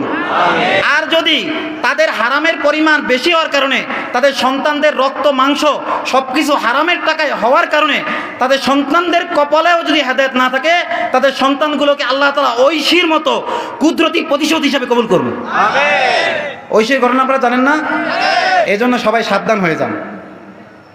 আপনারা বলেন প্রকৃতির প্রতিশোধ, আমরা বলি কার প্রতিশোধ? আল্লাহর প্রতিশোধ। আল্লাহ তাআলা সহনশীল, হালিম হালিম, আল্লাহ তাআলা সহ্য করেন সহ্য করেন সহ্য করেন, কিন্তু যখন ধরেন ইন্না বাতশা রাব্বিকা লাশাদীদ, ধরার মতো ধরেন। যখন ধরবেন তখন কিভাবে ধরবেন? ধরার মতো ধরবেন। ওয়ালা ইনিত্তাবাতা আহওয়াআহুম বাদাল্লাযী জাআকা মিনাল ইলম মা লাকা মিনাল্লাহি মিন ওয়ালিয়্যিন ওয়ালা নাসীর। আল্লাহ নবীকে বলতেছেন, হে নবী, আমার পক্ষ থেকে কোরআন সুন্নাহর জ্ঞান দেওয়ার পরেও যদি ওদের অনুসরণ করে কথা বলেন, ওদের সিলেবাস অনুযায়ী চলতে চান, আল্লাহ আপনাকে যখন বিপদে ফেলবে তখন সেই বিপদ থেকে উদ্ধার করার মতো কোনো সহযোগী বা অভিভাবক আপনি পাবেন না। আর যদি আপনি আমার কথার কারণে বিপদে পড়েন, আল্লাহ বলেছেন আল্লাহু ইয়াসিমুকা মিনান নাস, আল্লাহ তাআলা আপনাকে হেফাজত করবেন। কে হেফাজত করবেন? আল্লাহ সুবহানাহু ওয়া তাআলা হেফাজতের দায়িত্ব নিয়েছেন। এর আগ পর্যন্ত রাসূলুল্লাহ সাল্লাল্লাহু আলাইহি ওয়াসাল্লামকে সাহাবায়ে-কেরাম পাহারা দিতেন, সিকিউরিটি গার্ড হিসেবে থাকতেন। যখন এই আয়াত নাজিল হলো, রাসূলুল্লাহ সাল্লাল্লাহু আলাইহি ওয়াসাল্লাম বললেন মুস্তাদরিকে হাকিমের রায়াত, ইনসরিফু, তোমরা চলে যাও, ফাকাদ আসমানি আল্লাহু তাআলা, আল্লাহ তাআলা আমার হেফাজতের জিম্মাদারি নিয়ে নিয়েছেন। হেফাজত জিম্মাদারি কে নিয়েছেন? আল্লাহ সুবহানাহু ওয়া তাআলা নিয়েছেন। আল্লাহ তাআলা অনেক সময় হেফাজত করেন বাইরে রেখে, অনেক সময় কারাগারেও দিয়ে দেন হেফাজতের জন্য। কিসের জন্য? অনেক টপ টেরর আমি জেলখানায় দেখে এসেছি, যারা টাকা দিয়ে জেলখানায় থাকে, বাইরে হইতে চায় না। মামলা জামিন হয়ে গেলে অথবা যদি ম্যাচ শেষ হয়ে যায়, নতুন করে নিজের টাকা দিয়ে একটা মামলা দেওয়ায়, বাইরে এলে করস পায়ের খামো। কথা বুঝছেন? ইচ্ছা করে জেলখানায় যায়, বাইরে এলে কি করবে? তো ঠিক তেমনি ভাবে অথচ সে নিশ্চিত না যে বাইরে এলে বিপদ হবে কি হবে না, হতেও পারে, হওয়ার সম্ভাবনা রয়েছে, কিন্তু আল্লাহ তাআলা ভবিষ্যৎ জানেন। এজন্য আল্লাহ তাআলা অনেক সময় ওইখানে নিয়েও মানুষকে হেফাজত করেন। আবার সর্বোচ্চ পর্যায়ের হেফাজত হলো ওয়ায়াত্তাখিযা মিনকুম শুহাদা, আল্লাহ তাআলা অনেককে শহীদ হিসেবে কবুল করেন। এটা সর্বোচ্চ পর্যায়ের হেফাজত। ওয়ালা তাহসাবান্নাল্লাযিনা কুতিলু ফী সাবিলিল্লাহি আমওয়াতা, যারা আল্লাহর রাস্তায় নিহত হয় তাদেরকে তোমরা মৃত বলো না, বাল আহইয়া, বরং তারা জীবিত। ইনদা রাব্বিহিম ইরযাকুন, তারা রিজিক প্রাপ্ত হয়। শহীদের রূহগুলো কবজ করতে আজরাইল আসে, এরকমের কোনো কথা কোরআন সুন্নাহয় আজ পর্যন্ত পাই নাই, কিন্তু হুররা শাহাদাতের পেয়ালা নিয়ে আসে, এটা আছে। কুল্লু নাফসিন যায়কাতুল মউত, কথা ঠিক আছে, প্রত্যেক প্রাণী মৃত্যুর স্বাদ গ্রহণ করবে, কিন্তু শহীদদের ক্ষেত্রে এই মৃত্যুটাকে শাহাদাতে পরিণত করে দেওয়া হয়। সুবহানাল্লাহ। এবং মৃত্যুর যন্ত্রণাকে, মৃত্যুর যে বিষ, এই মৃত্যুর বিষকে শাহাদাতের অমীয় সুধায় পরিণত করে দেওয়া হয়। এজন্য শহীদ যখন জান্নাতে চলে যাবে, আল্লাহ জিজ্ঞেস করবেন, হে শহীদগণ, আমার কাছে আর কিছু চাই কি তোমাদের? শহীদগণ, না আল্লাহ অনেক কিছু দিয়েছেন, আর কিছু চাই না। বলছে না কিছু চাইয়ে নাও না। বলছে না চাই না। বলে না কিছু চাইয়ে নাও। আল্লাহ বলবেন, আমি তোমাদের কাছে দুনিয়া চাইয়ে নিয়েছিলাম, আমি বলেছিলাম ইন্নাল্লাহা আশতারা মিনাল মুমিনিনা আনফুসাহুম ওয়া আমওয়ালাহুম বিআন্না লাহুমুল জান্নাহ, আমি মুমিনদের থেকে জানমাল কিনে নিয়েছি জান্নাতের বিনিময়ে। ইউকাতিলুনা ফি সাবিলিল্লাহ ফায়াকতুলুনা ইউকতালুন, তারা আল্লাহর রাস্তায় মরবে এবং আল্লাহর রাস্তায় মারবে এবং মরবে। এই ব্যবসাটা আমি তোমাদের সাথে করেছিলাম, তোমরাও তোমাদের ওয়াদা রক্ষা করেছো। আমি যেমন জানমাল চেয়ে নিয়েছিলাম, আমি চাই তোমরাও আমার কাছ থেকে জানমাল চেয়ে নাও। সুবহানাল্লাহ। তখন শহীদ চিন্তা করবে, কি চাইতে পারি, কি চাইতে পারি। তখন তারা চাইবে যে হে আল্লাহ, আপনি আমাদেরকে আর একবার দুনিয়াতে পাঠান। ওই যে শাহাদাতের সুধা পান করেছিলাম, সেই স্বাদ এখনো ঠোঁটে লেগে আছে, ওই স্বাদ আবার আস্বাদন করতে চাই।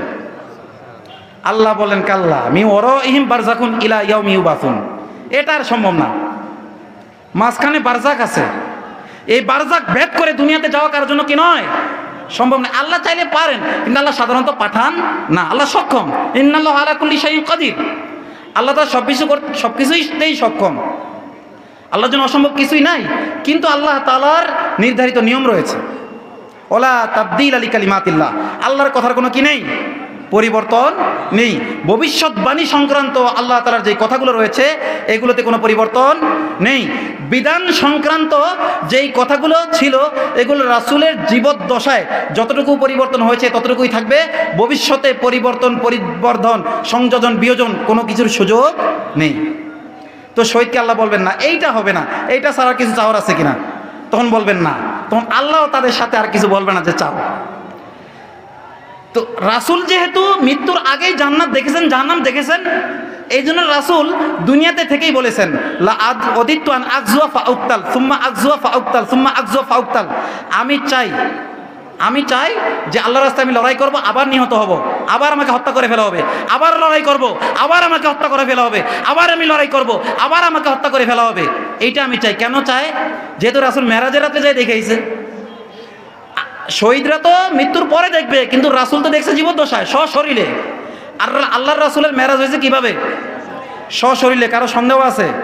আল্লাহ বলেন সুবহানাল্লাযী আসরা বিআবদিহি লাইলাম মিনাল মাসজিদিল হারামি ইলাল মাসজিদিল আকসাল্লাযী বারাকনা হাওলাহু লিনুরিয়াহু মিন আয়াতিনা। আল্লাহ নিজের কুদরতের নিদর্শন রাসূলুল্লাহ সাল্লাল্লাহু আলাইহি ওয়াসাল্লামকে দেখানোর জন্য স্বীয় বান্দাকে, কাকে?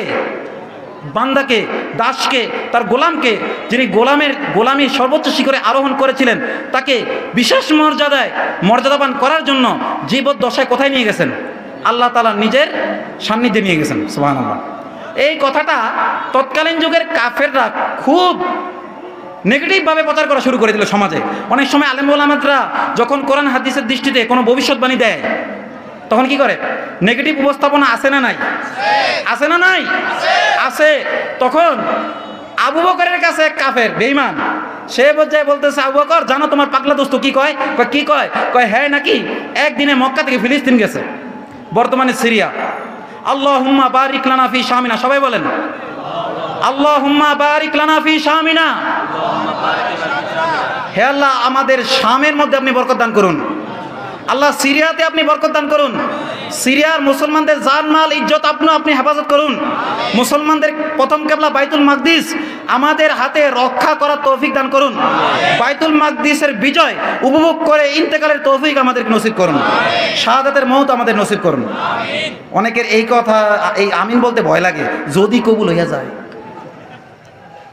অনেকে আছে, আমি দেখছি পরীক্ষিত, হয়তো সামনাসামনি বলা যায় না, যে অনেক সময় আমরা শাহাদাতের দোয়া যখন করি আশেপাশে যেগুলো থাকে বেশিরভাগ সেইগুলোরই, এখানে কিন্তু আছে তা বলতেছি না, ঠিক আছে, আমাদের খুব কাছাকাছি থাকে। সাধারণ মানুষ খুব বলে, এরা চিন্তা করে যদি কবুল হইয়া যায়। কারণ কি? তাদের ব্যাপারে যেমন ইহুদিদের ব্যাপারে বলেছিল তারা 1000 বছর বাঁচতে চায়, এরকম আমাদের মধ্যে অনেক লেবাসদের 1000 বছর বাঁচতে চায়। হ্যাঁ, আল্লাহ বলেছেন যে মুশরিকদের চাইতেও এই যে ধর্ম ব্যবসায়ী, এদের বেঁচে থাকার আশা অনেক বেশি, অনেক বেশি। তারা এক একজন চায় যদি 1000 বছর বেঁচে থাকতে পারতো। আপনি তাদের বলে দিন 1000 বছর বেঁচে থাকলে কি একদিন মরবা না? সেদিন তো আল্লাহ ধরবে, সেদিন কি করবা? 1000 বছর বাঁচার পরেও তো একটা জীবন আছে, 1000 বছরে তো লিমিটেশন আছে, কিন্তু ওটা তো কোনো কি নাই, লিমিটেড নাই। তো যাই হোক, সে বললো একদিনে তুমি বাইতুল মাকদিসে চলে গেছো, ফিলিস্তিন, এক রাতে। সেইখান থেকে গেছো প্রথম আসমানে, অমুক নবীর সাথে দেখা করেছো, কথা বলেছো, দ্বিতীয় আসমান, তৃতীয় আসমান, সপ্তম আসমান, এত বড় একটা সফর করলা। এরপর আল্লাহর কাছে গেলা, জান্নাত দেখলা, জাহান্নাম দেখলা, আরও কত কিছুর বর্ণনা রাসূল সাল্লাল্লাহু আলাইহি ওয়াসাল্লাম দিয়েছেন। মেরাজ সংক্রান্ত আয়াত এবং হাদিসগুলোতে আপনারা দেখে নেবেন ইনশাআল্লাহ। না দেখে থাকলে ওলামায়ে কেরামের কাছ থেকে শুনে নেবেন, তবে রেফারেন্স সহ।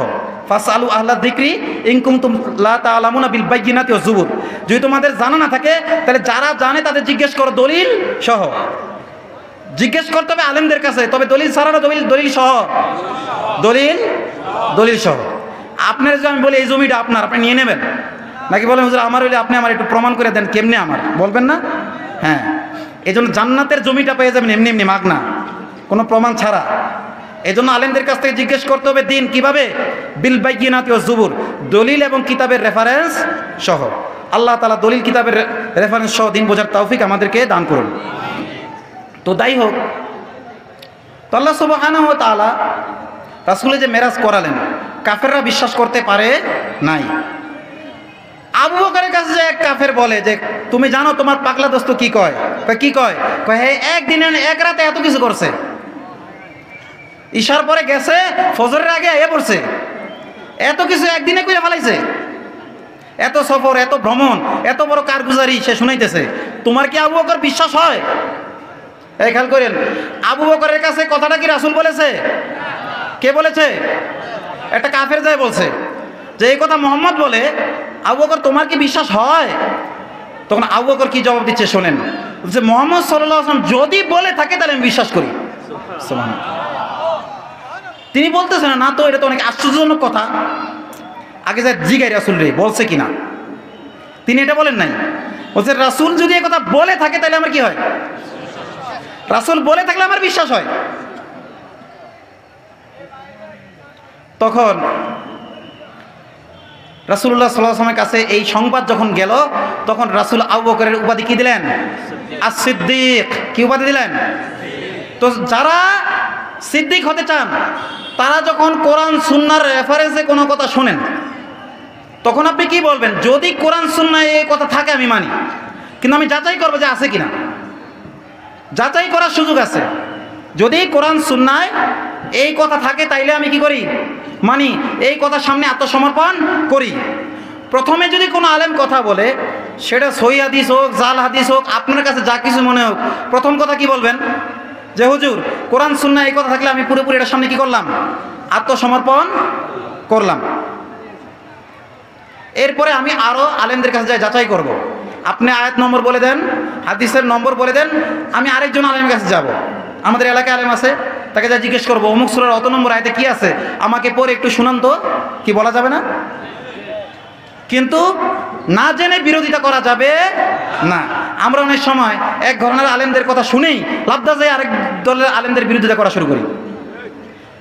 বিরোধিতা করা এভাবে উচিত নয়, বরং ওই আলেম স্টেক থেকে নেমে যাওয়ার পর আপনার কাছে তার কাছে দলিল চান, যদি আপনার সব কথা সপক্ষে দলিলটা দেন। পারবো তো ইনশাল্লাহ? তো আবু বকরের ওই সিফাত যদি আমরা অর্জন করতে পারি তা আমাদের হাসর কার সাথে হবে? আবু বকর সিদ্দিক রাদিয়াল্লাহু তাআলা আনহুর সাথেই হবে। তিনি যখন জান্নাতে যাবেন তার নেতৃত্বে আমরাও তার সাথেই জান্নাতে যেতে পারবো। সুবহানাল্লাহ। কারণ ইয়াউমা নাদু কুল্লা উনাসিম বিইমামিহিম, সেদিন আবু বকরকে সিদ্দিককে নাম ধরে ডাকবে দুনিয়ার সকল সিদ্দিকরা, সৃষ্টির শুরু থেকে শেষ পর্যন্ত সকল উম্মতের মধ্যে যত সিদ্দিক আছে আবু বকরের নেতৃত্বে কোথায় চলে যাবে? জান্নাতে চলে যাবে। সুবহানাল্লাহ। আল্লাহ তাআলা আবু বকর সিদ্দিকের মতো ঈমান তৈরি করার তৌফিক আমাদেরকে দান করেন। এটার জন্য বেশি কিছু লাগবে না, একটা জিনিস দরকার, আল্লাযীনা ইউমিনুনা বিল গায়ব, যারা গায়বে বিশ্বাস করে। আল্লাহ বলছে, আল্লাহ রাসূল বলছে, বাস আমি বিশ্বাস করি। হ্যাঁ, তবে দেখার বিষয় আল্লাহ এবং আল্লাহ রাসূল বলছে কিনা এটা যাচাই করতে হবে। যদি প্রমাণিত হয়ে যায় আল্লাহ বলেছেন বা আল্লাহ রাসূল বলেছেন, তাহলে অবিশ্বাস করা যাবে যাবে না। এজন্য যখন কোনো আলেম কোনো কথা বলবে, শোনার সাথে সাথে কি হাসি ঠাট্টা তামাশা করতে থাকবো? আপনি হাসি ঠাট্টা তামাশা করতেছেন, যদি ওটা সত্য হয়ে থাকে তাহলে এটা কি হবে? আল ইস্তিহজাউ বিশাইইন মিনাশ শরিয়া, শরীয়তের একটা ছোট্ট বিষয়ের সাথেও যদি কেউ উপহাস করে, ঠাট্টা করে, বিদ্রূপ করে, তার ঈমানটার সাথে সাথে চলে যায়। তখন সে যত বড় মুসলিম হাজী সাহেব গাজী সাহেব পরিচয় নিজেকে দিক না কেন, সে কি মুমিন বলে পরিচিত হবে না কাফের বলে পরিচিত হবে? আমরা হয়তো কাফের বলবো না, জানি না কার মন এরকম আছে, কিন্তু আল্লাহর খাতায় সে কি মুমিন না কাফের? মুমিন না কাফের? সবাই দিকে খেয়াল করি। আলহামদুলিল্লাহ, আমাদের সকলের নয়নমণি, তারুণ্যের অহংকার এবং আমাদের তরুণ প্রজন্মের জন্য অনুপ্রেরণা শেখ আবু তহা মোহাম্মদ আদনান হাফিজাউল্লাহ সম্ভবত এসে পড়েছেন। বাঁশির ফুটুতে বোঝা যাচ্ছে, তাই না? তিনি তো আসবেন, তাই না ভাই? তাকে যে আমরা ভালোবাসি কিসের কারণে বাসি? কোরআন সুন্নাহর কথার কারণে ভালোবাসি না? কোরআন সুন্নাহর কথা থাকায় তো ভালোবাসি। তো শায়েখ এখানে আসবেন, এখানে এসে বয়ান করবেন, আমরা তখন কথা মনোযোগ দিয়ে শুনবো, ঠিক আছে? কিন্তু এখন কেউ ওই দিক তাকাতেও করবো না, দৌড়াদৌড়িও করবো না। কারণ এখানে আমি আমার কথা বলতেছি না, আল্লাহ রাসূলের কথা বলতেছি। কার কথা বলতেছি? আদনান ভাই এখানে এসেও কার কথা বলবেন? আরো কোনো আলেম যদি আসেন তিনিও কার কথা বলবেন? আল্লাহর কথাই বলবেন। এজন্য উলামা ইকরাম বলেন, লা তানজুর ইলা মান ক্বাল আনজুর ইলা মা কিল, যে সঠিক কথা যদি হয়, কথা যদি সঠিক হয়, কে বলছে, বড় হুজুর বলছে না ছোট হুজুর বলছে, সেলিব্রিটি বলছে না নন সেলিব্রিটি বলছে, এটা দেখো না। কথা যে বলবে তার সার্টিফিকেট আছে কি সার্টিফিকেট নেই এটা দেখো না। আবু তো হাদনান ভাই নিয়ে অনেকে বিতর্ক করে, সার্টিফিকেট আসেনি, কোন মানুষ থেকে ফারেক হয়েছে। আরে ভাই তিনি কোরআন সুন্নাহর রেফারেন্স দিয়ে কথা বলেন না রেফারেন্স ছাড়া কথা বলেন, আপনি এটা দেখেন। আল্লাহ তাআলা আবু তোহা আদনান হাফিজাহুল্লাহর হায়াতকে আরো বাড়িয়ে দিন, তার ছায়াকে আমাদের উপর দীর্ঘায়িত করুন, তাকে কোরআন সুন্নাহর গবেষণালব্ধ কথা আমাদেরকে আরো বেশি বেশি উপহার দেওয়ার তৌফিক দান করেন। আমরাও যেন আমাদের সময়কে ফারেক করে, বিশেষ করে যারা জেনারেল ব্যাকগ্রাউন্ডে আছি, আবু তোহা আদনানকে দেখে আমরাও যেন অনুপ্রাণিত হয়ে এরকম জ্ঞান অর্জন করে উম্মাকে বিশেষ কিছু উপহার দিতে পারি। আমরাও যেন ডক্টর জাকির নায়েকের মতো অমুসলিমদেরকে দাওয়াত দিয়ে মুসলিম বানাতে পারি, সে আখলাক তৈরি করতে পারি। সেই তৌফিক আমাদের প্রত্যেকটা যুবককে আল্লাহ তাআলা দান করেন। নেশা থেকে, মাদক থেকে, ইফটিজিং থেকে, দর্শন থেকে, যত ধরনের অপকর্ম আছে, বিভিন্ন অশ্লীল গেমিং থেকে, সময় নষ্ট করে এমন গেমিং থেকে যুব সমাজকে ফিরে আসার তৌফিক আল্লাহ সুবহানাহু ওয়া তাআলা দান করেন, আমিন। তো যাই হোক, আসলে আলোচনা আমি শুরুতে কিছুটা ইমোশনাল হয়ে গেছিলাম। আসলে কারাবন্দী আলেমদের কথা যখনই আমার মনে পড়ে, যেহেতু আমি দীর্ঘ 1 বছরের বেশি আমিও ছিলাম, তো আলহামদুলিল্লাহ আমার পরিবার অনেক ভালো ছিল। আমি বাইরে থাকলে আমার পরিবার যেমন থাকে, ভিতরে ছিলাম আমার পরিবার অনেক কী ছিল তার চাইতেও আমি শুনছি অনেক ভালো ছিল আলহামদুলিল্লাহ। তবুও যতটুকু কষ্ট হয়েছে, আর বিশেষ করে এখন তো ওলামাদের একটা বড় অংশ যারা আমি ভিতরে থাকা অবস্থায় যারা আমাকে সহযোগিতা করেছেন বিভিন্নভাবে, তারা আজ নেই না, আমার সামর্থ্য কম, ওইভাবে মানুষজন আমাকে চিনেও না, সেই জন্য আমি তাদেরকে ওইভাবে সহযোগিতা করতে পারিও না, কিন্তু তাদের জন্য দোয়া করি। আল্লাহ তাআলা সকল ঘরানার আলেমদেরকে মুক্তি দান করুন, দলমত নির্বিশেষে সকল আলেমকে কোরআন সুন্নাহর মঞ্চ অলঙ্কৃত করার, উম্মাকে সঠিক কথাগুলো উপহার দেওয়ার তৌফিক আল্লাহ তাআলা দান করুন। তো যাই হোক, একটু ইমোশনাল হয়ে যাওয়ার কারণে আমি আমার যে আলোচ্য বিষয় ছিল আমি কিন্তু নোট করে নিয়ে আসছিলাম, যেহেতু আমি অনেক বড় আলেম না, এজন্য আমি গাড়িতে বসে বসে স্টাডি করেছি। এক ভাইকে দিয়ে একটু আগে পিন করে নিয়ে আসলাম, তো নোট করে নিয়ে আসলে আমি কোরআন সুন্নাহর এই আয়াতগুলো আপনার সামনে পেশ করব, কিন্তু এর জন্য কথা অন্যদিকে চলে গেছে। তবুও আমার যেটা আলোচ্য বিষয় মৌলিকভাবে সেটা একটু আপনাদের টাচ করাই দিই, কি বলেন? মূল বিষয়টা টাচ করাই দিই। আমি বলেছিলাম আমি আলোচনা করব বিপদ কেন আসে, বিপদ কেন আসে, বিপদের কারণ কি, এবং এই বিপদ আমাদের জন্য উপকারী নাকি অপকারী এটা জানা বোঝার দরকার আছে না? যেহেতু মুসলমানদের সর্বশ্রেষ্ঠ শ্রেণীটার উপরে এই মুহূর্তে কি চলছে, বিপদ আপদ বালা মুসিবত চলছে। আমরা বিপদ আপদ বালা মুসিবত দেখে অনেকে নিরাশ হয়ে যেতে পারি, এই জন্য এই বিষয়ে জানার দরকার আছে না নাই? আছে।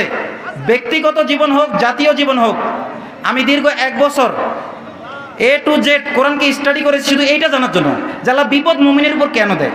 আল্লাহ তো আর রহমানুর রহিম, অসীম দয়ালু, পরম দয়াময়, এরপরও আল্লাহ এত দয়া মায়া করে বান্দা বানাইয়া এর বিপদ দেয় কেন? কিছু কিছু মানুষের বিপদ দেখলে কলিজা ফেটে যায়, কলিজা ফেটে যায়। আমার বাড়ির সামনে দিয়ে আমি যাতায়াত করে একজন হিন্দু আছে, একজন হিন্দু লোক, তাকে আমরা আমাদের এলাকার জামাই বলি। ওই লোকটা এক সময় দোকানদারি করতো আমাদের এলাকায়, এখন প্যারালাইসিসের রুগী হয়ে গেছে। আমি যখন কোনো কিছু নিয়ে যাই, তাকে যদি কখনো কিছু দিয়ে আসতে না পারি, সুযোগ না পাই, আমার মনে হয় যেন আমি প্রতিবেশীর হক আদায় করি নাই, এজন্য আমি পাকড়া হয়ে যাব। কেননা সে হিন্দু, ব্যক্তিগতভাবে হিন্দু, সে তো ইসলামের বিপক্ষে কোনো ষড়যন্ত্রে লিপ্ত না, সে তো আল্লাহ রাসূলকে গালি দেয় না, এজন্য সেও কি আমার প্রতিবেশী, তাকেও দেখার দায়িত্ব রয়েছে।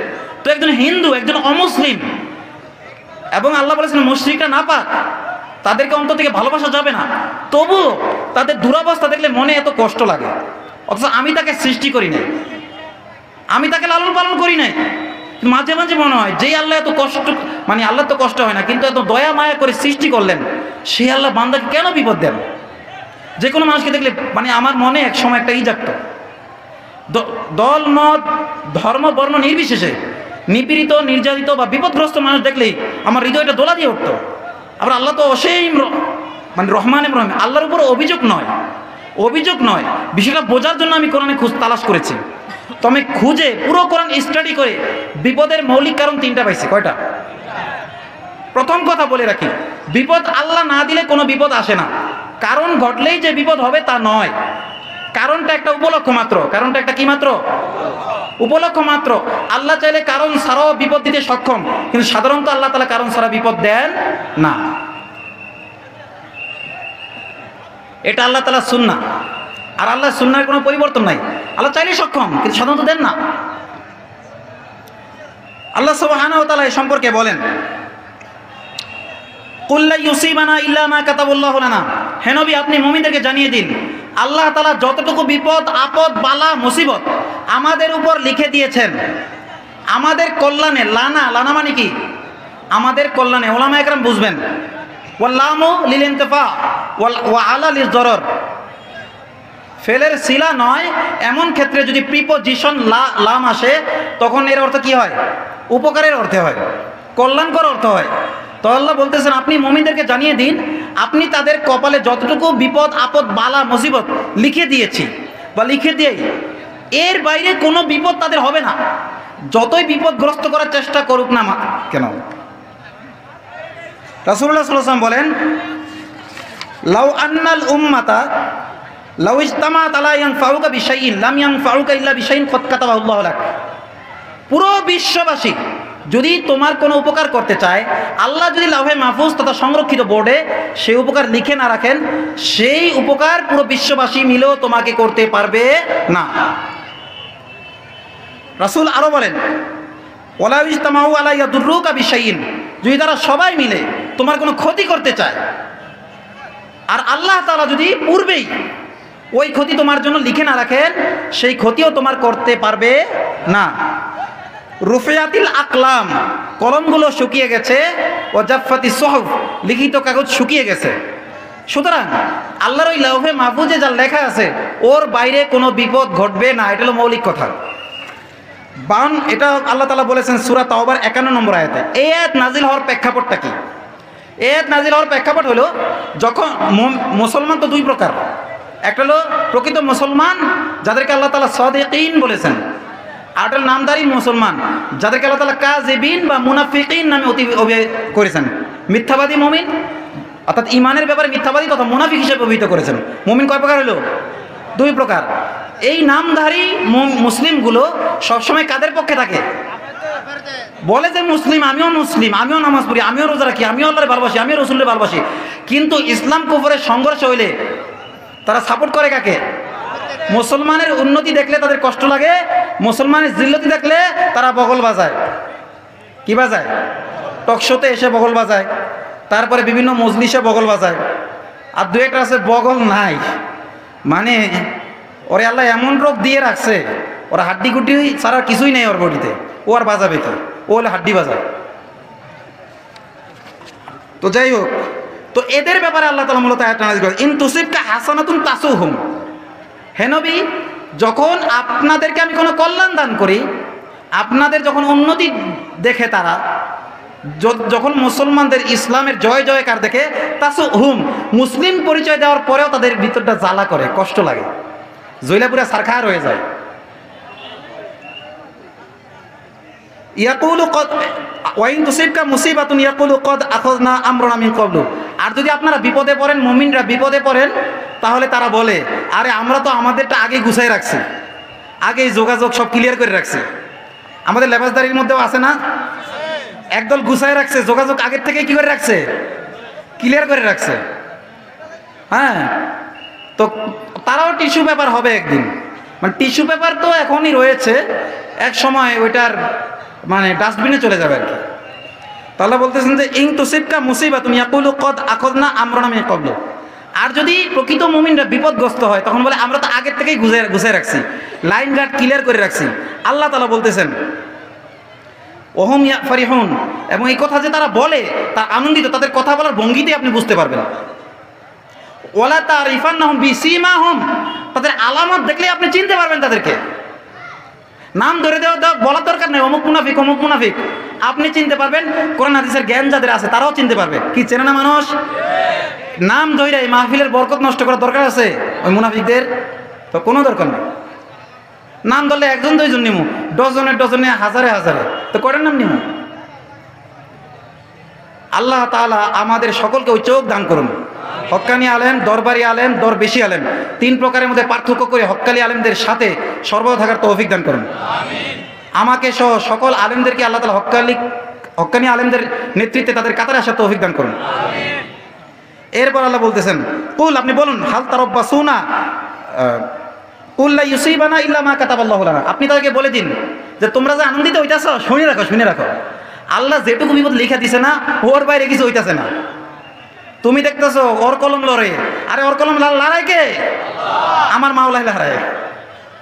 কেন লড়াই? এটা সামনে বলতেছি কারণ। কাতাবাল্লাহু লানা, কলম তো ওইখানে নড়েছে, ওই নড়ার কারণে এই কোর্টে লড়েছে। এজন্য সবকিছু মুমিনদেরকে পাশ করাতে হবে কোত্থেকে? ওখান থেকে। কুল হাল তারাব্বাসুনা বিনা ইল্লা ইহদাল হুসনাইন, আপনি তাদেরকে বলে দিন তোমরা দুইটার একটা কল্যাণ ছাড়া অন্য কিছুর অপেক্ষা আমাদের জন্য করছো না। হয়তো আমরা এরকম করতে করতে শহীদ হয়ে যাব, অথবা আমাদের বিজয় হবে, দুইটার একটা হবে। এছাড়া তৃতীয় কোনো রাস্তা আছে মুমিনের?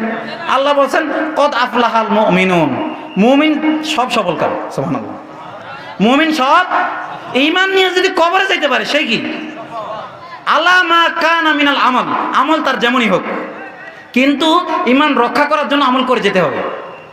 আমল ঈমান নিয়ে কবর যাইতে পারলে ঈমানের কারণে আপনার গুনার চাইতে ঈমানের পাল্লা ভারী হবে। লা ইলাহা ইল্লাল্লাহ পাল্লা এটা আসমান জমিনের চাইতে বেশি কি হবে? ভারী হবে। কিন্তু যাইতে পারবেন গ্যারান্টি আছে? এজন্য আমল দিয়ে ঈমানকে কি দিতে হবে? বেড়া দিতে হবে। ঈমানকে শক্তিশালী করার চেষ্টা না করলে, ওই যে বললাম মোবাইলের চার্জের মতো কমতে কমতে একসময় নিশ্চিন্ন হয়ে যাবে। তখন আপনিও এখন ওদেরকে ঘৃণা করতেছেন, এক সময় ওদের দলে গিয়ে আপনি গর্ভবতী হয়ে যাবেন। তো আল্লাহ বলেন কুল হাল তারাব্বাসুনা বিনা ইল্লা ইহদাল হুসনাইন, আমাদের ব্যাপারে তো তোমরা দুইটার একটা কল্যাণের আশা করতেছো। হয়তো শরীয়ত নয়তো শাহাদাত, দুইটার একটা তো কোনো মিস নেই। আছে যদি আমরা অটল থাকি? মিস নেই। ওয়ানাহনু নাতারাব্বাসু বিকুম আইয়ুসিবাকুমুল্লাহু বিআযাবিন মিন ইনদিহি, আর আমরা অপেক্ষা করতেছি আল্লাহর পক্ষ থেকে আযাব তোদেরকে গ্রাস করবে। রাসূলুল্লাহ সাল্লাল্লাহু আলাইহি ওয়াসাল্লাম বলেন ফি আখিরিজ জামানি রিজালুন, শেষ জামানায় কিছু লোক হবে, তারা কি করবে? দিনকে দুনিয়ার জন্য ব্যবহার করবে। ইয়ালবাসুনা লিন্নাসি দুলুদাদ দানি মিনাল লাইল, তারা মানুষকে আকৃষ্ট করার জন্য ভেড়ার চামড়ার মতো নরম কোমল পোশাক পরবে। আলসিনাতুহুম আহলা মিনা সুকার, তাদের মুখের ভাষা হবে চিনির চেয়ে মিষ্টি। কুলুবুহুম কুলুবুয যিআব, আর অন্তর হবে নেকড়ে বাঘের মতো হিংস্র। অর্থাৎ সে নিজে নেকড়ে বাঘ না, সে হলো কুকুর। নেকড়ে বাঘ খায় আর ও আশায় তাকে উচ্ছিষ্ট খাবে। এজন্য ডাইরেক্ট আল্লাহ নেকড়ে বাঘ বলে ওরা সম্মানিত করে নাই, বলছে নেকড়ে বাঘের মতো। মানে অন্তরটা তো নেকড়ে বাঘের মতো, কিন্তু নেকড়ে বাঘের মতো ক্ষমতা তো নাই। ও আশা করে ওই নেকড়ে বাঘ যে জুলুম অত্যাচার নির্যাতন করতেছে, কিছু হাতিয়া তো এইদিকেও আইব। এটাও তো ই করার দরকার আছে। আছে আছে আমরা জান্নাতের ফল দিয়ে করবো ইনশাআল্লাহ। আল্লাহ তাআলা আমাদের সকলে জান্নাতের ফল খাওয়ার তৌফিক দান করেন। কুল্লামা রুজিকু মিনহা মিন সামারির রিজকান ক্বালু হাযাল্লাযী রুজিকনা মিন ক্বাবল, যখনই কোনো রিজিক তাদেরকে দেওয়া হবে তারা বলবে আরে এই তো সেই রিজিক যেটা দুনিয়াতে খাইছি, আরে এই তো সে আপেল, দুনিয়াতে খাইতে পারি না আপেল, এইবার পাইছি, খা। বিশাল বড় এক আপেল পাই কবে? এই তো সে আপেল পাইছি, দুনিয়াটা টাকার ওপর আপেল কিনা খাইতে পারি নাই, কমলা কিনা খাইতে পারি নাই, পাইছি, এইবার পাইছি। এবার কামড় দিয়ে ওরে না ওয়াউতুবিহি মুতাশাবিহা, এর মজা তো আরো বেশি, কিন্তু দেখতেছে না দুনিয়ার আপেলের মতো। সুবহানাল্লাহ, দেখতে তো ওই আপেলের মতো দেখায়, কিন্তু মজা তো আরো বেশি। দ্বিতীয় কামড় দেবে, প্রথম কামড়ের চেয়ে মজা আরো বাড়বে। জান্নাতের নারীগুলা দুনিয়ার নারীদের চাইতে বেশি কি হবে? বেশি কি হবে? লোভাতুর হবে, কামাতুর হবে। এই কথা বললে আবার আমাদের কি হয়ে যায়?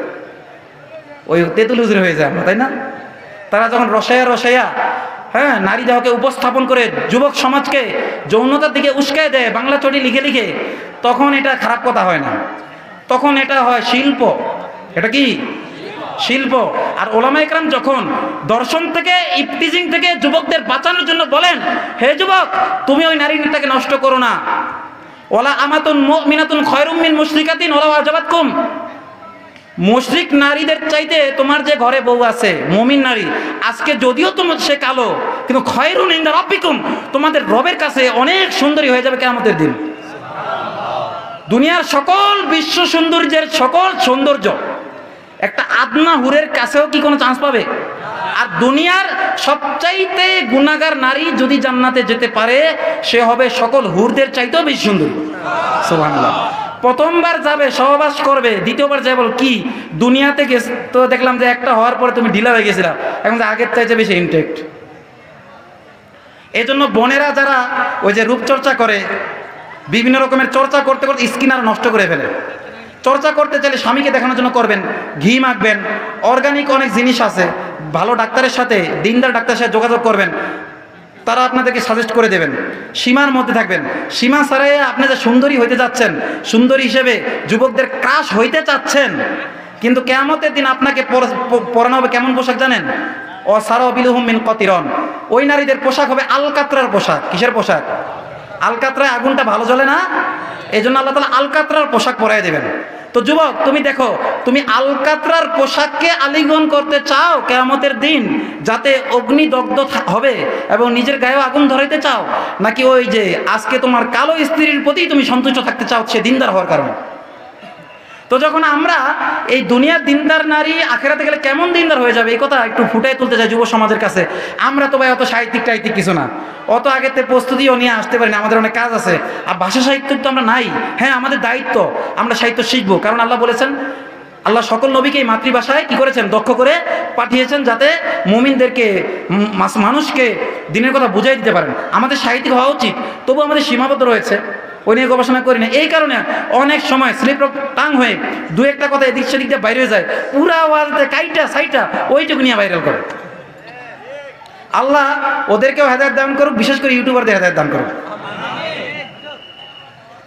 তো যাই হোক, তো বলতেছে যে আমরাও তো আশায় আছি, আমরা আশায় আছি যে আল্লাহর পক্ষ থেকে তোদের উপর আযাব আসবে, আও বিআইদিনা, অথবা আমাদের হাতে আল্লাহ ডান্ডা তুলে দেবে একদিন।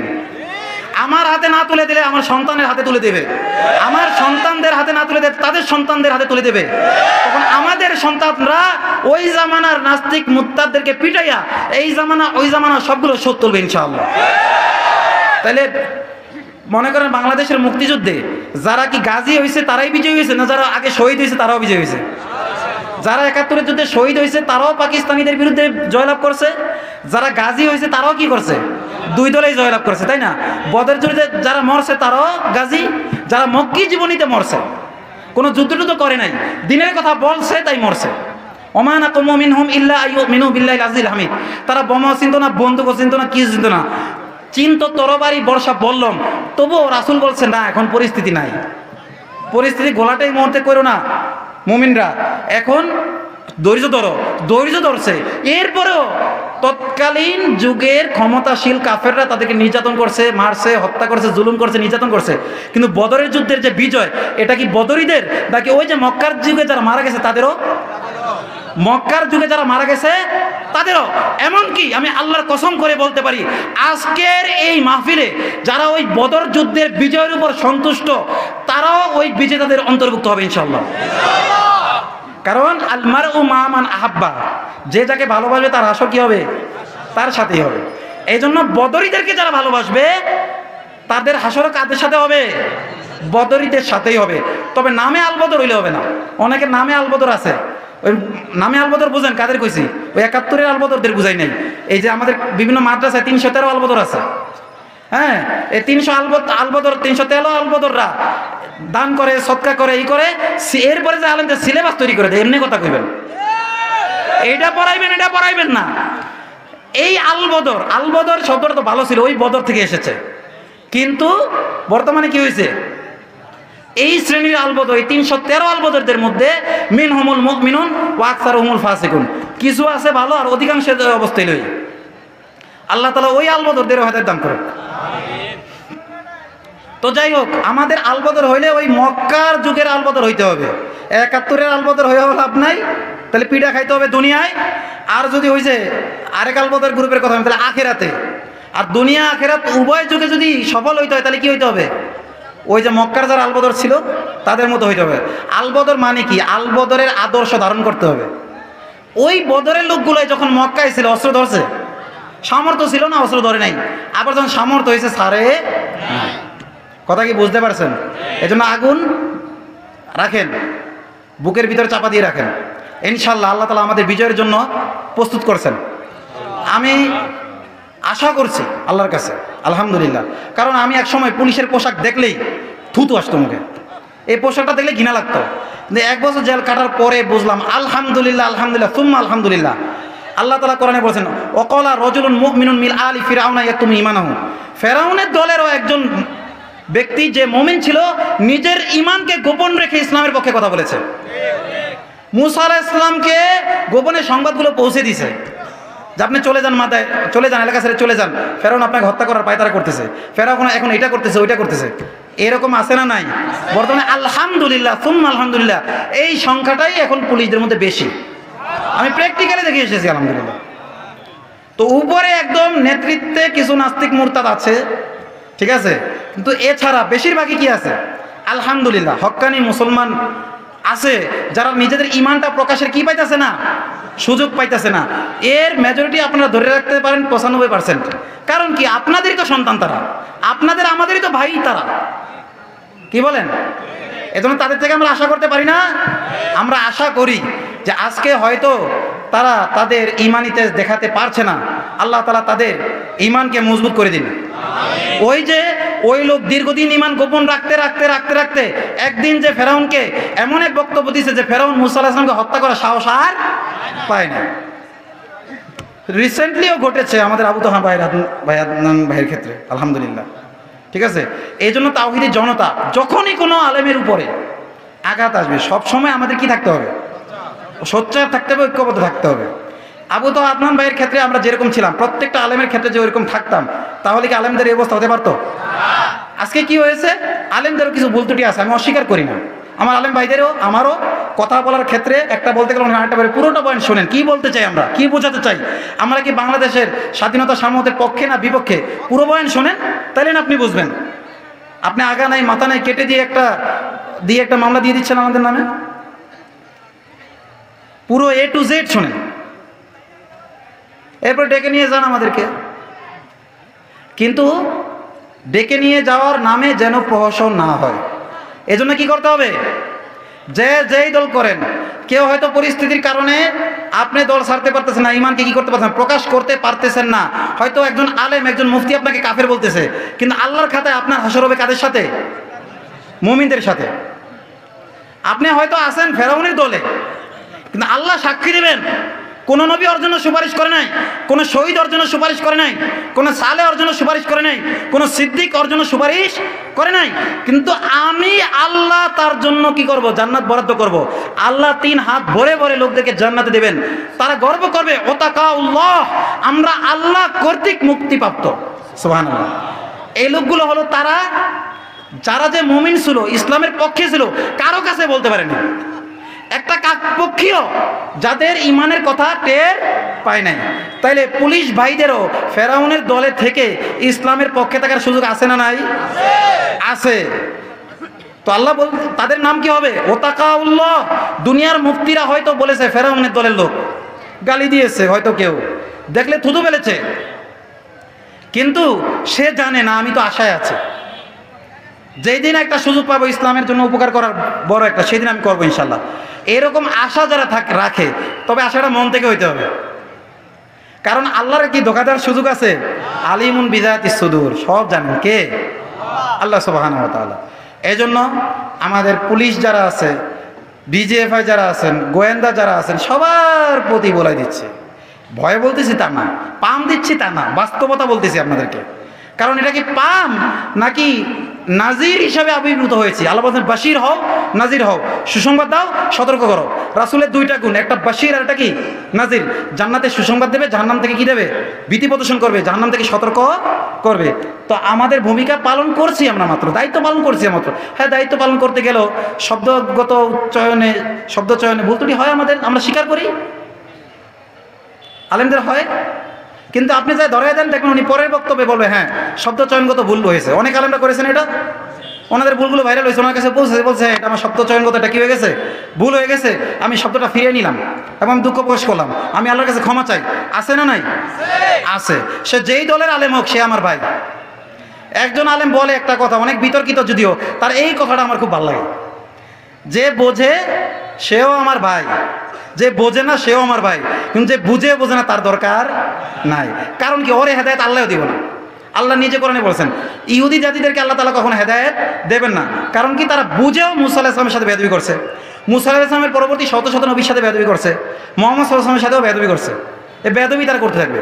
কিন্তু ঈসাইরা না বুঝে পথভ্রষ্ট হয়েছে। এজন্য হাদিসে আছে ঈসা আলাইহিস সালাম যখন আসমান থেকে অবতীর্ণ হবেন তখন সকল খ্রিস্টান যারা আসলেই খ্রিস্টান না বুঝে খ্রিস্টান রয়েছে এরা সবাই মুসলমান হয়ে যাবে। কিন্তু ইহুদিরা তারপর হবে না। একজন একটা গাছ ডেকে বলে, হে মুসলিম আসো, এই তো আমার তলে একটা ইহুদি পলে রয়েছে, ধরো রে, মারো, কাটো, হত্যা করো, উক্তুল হোক হাজা ইহুদি গুণ, এই যে ইহুদি ধরো, হত্যা করবো। তারপরেও বলবে না ঠিক আছে আমি লা ইলাহা ইল্লাল্লাহ পড়ে নিলাম, এরপরেও নিহত হবে, এই কথাটাই আছে। আজ পর্যন্ত আমরা কোনো হাদিসে পাই নাই যে এই কথা বললে সে বলবে যে আমি ঈমান আনলাম। কেন? এটা ওই যে বেয়াদবি করার কারণে আল্লাহ তাআলা ওকে কি দেন নাই? ঈমান আনার সুযোগ দেন নাই। আল্লাহ রাসূল সাল্লাল্লাহু আলাইহি ওয়াসাল্লাম আবু জাহেলের জন্য দোয়া করলেন, আমর বিন হিশাম, ওমর বিন খাত্তাবের জন্য দোয়া করলেন। দোয়া তো করলেন কয়জনের জন্য? দোয়া করলেন কয়জনের জন্য? 2 জনের জন্য। দোয়া 2 জনের জন্যই করলেন। কবুল হলো কার জন্য? হযরত ওমর ফারুক রাদিয়াল্লাহু তাআলার জন্য। কারণ কি? কারণ হলো আবু জেহেল যখন বদরের যুদ্ধে যাচ্ছে, আখনাস বিন শুরাইক বলতেছে, হে আবু জেহেল তুমি বলো তো মুহাম্মদ কি সত্য নবী না মিথ্যা নবী? এখানে তুমি আছো আর আমি আছি, আর কেউ কিন্তু নাই। সত্য না মিথ্যা নবী একটু কও দেখি, আমার তো সন্দেহ হয় যে আবার কি সঠিক নবী কিনা। তখন আবু জেহেল বলতেছে, আরে তোমার সন্দেহ হয়? ইন্নাহু নাবিয়্যুন, অবশ্যই সে সত্য নবী। তাহলে বিরোধিতা করি কেন? বিরোধিতা করে এজন্য সেও কোরাইশ আমিও কোরাইশ, সে হলো বনু হাশেমের লোক, আমি বনু হাশেমের লোক না। আমার গোত্র কাবা ঘরে খেদমত করে, তার গোত্র বনু হাশেম কাবা ঘরে খেদমত করে। আমার গোত্র সমাজ চালায়, তাদের গোত্র কি চালায়? সমাজ চালায়। আমার গোত্র হাজিদেরকে পানি পান করায়, তাদের গোত্র পানি পান করায়। কিন্তু এখন হাশেম বনু হাশেম দাবি করতেছে মিন্না নবী গুণ, আমাদের মধ্যে একজন নবী আছে। আমি আবু জাহেল তো দাবি করতে পারতেছি না আমার মধ্যে একজন নবী আছে। ওই রকম কোরআন তো তৈরি করতে পারলাম না, এই কারণে এখন ওরা স্বীকার করা যাবে না।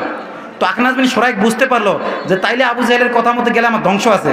এজন্য সে কৌশলে বলল, আচ্ছা মুহাম্মদ তো আমাদের কাফেলা লুট করার জন্য গেছিল, সে কাফেলা তো নিরাপদ হয়ে গেছে, এখন আমরা ফিরে যাই মক্কায় ফিরে যাই। কিন্তু আবু জাহেল ওই যে আল্লাহ তাকে হেদায়েত দেবেন না, তার অবাধ্যতা চরমে পৌঁছে যাওয়ার কারণে, এজন্য আবু জাহেল বলতেছে বিভিন্নভাবে সে যুদ্ধকে উস্কে দিল। তো আখনাস বিন শুরাইক চলে গেল কোথায়? মক্কায়। আর আবু জাহেল চলে আসলো কোথায়? মদিনার কাছাকাছি বদরের স্থানে রাসূলের 313 জন স্বল্পস্ত্র, নিরস্ত্র না, কি বলবেন? স্বল্পস্ত্র, নিরস্ত্র বইলে ওই যে নারায়ে তাকবীর আল্লাহু আকবার বললে সব হয়ে যাবে, এটা বুঝি আমরা। নিরস্ত্র না, স্বল্পস্ত্র। কি অস্ত্র? স্বল্পস্ত্র সম্পন্ন মাত্র 313 জন লোক, সশস্ত্র। ওই যুগের যত ধরনের অস্ত্র হতে পারে সুসজ্জিত 1000-এরও বেশি লোকের সাথে মোকাবেলা হলো। জিতলো কারা? মুমিনরা। এই যুদ্ধের আগে আবু জাহেল দোয়া করে, হে আল্লাহ আমাদের মধ্যে আমি আবু জাহেল হকের উপর হলে আমারে বিজয় দাও, মুহাম্মদ হকের উপর হলে মুহাম্মদের বিজয় দাও। দোয়া করে কেটা? আবু জাহেল। আমাদের মধ্যে যে আত্মীয়তা সম্পর্ক ছিন্ন করেছে তাকে লাঞ্ছিত করো, অপদস্থ করো, আর যে আত্মীয় সম্পর্ক রক্ষা করার চেষ্টা করতেছে তাকে বিজয় দান করো।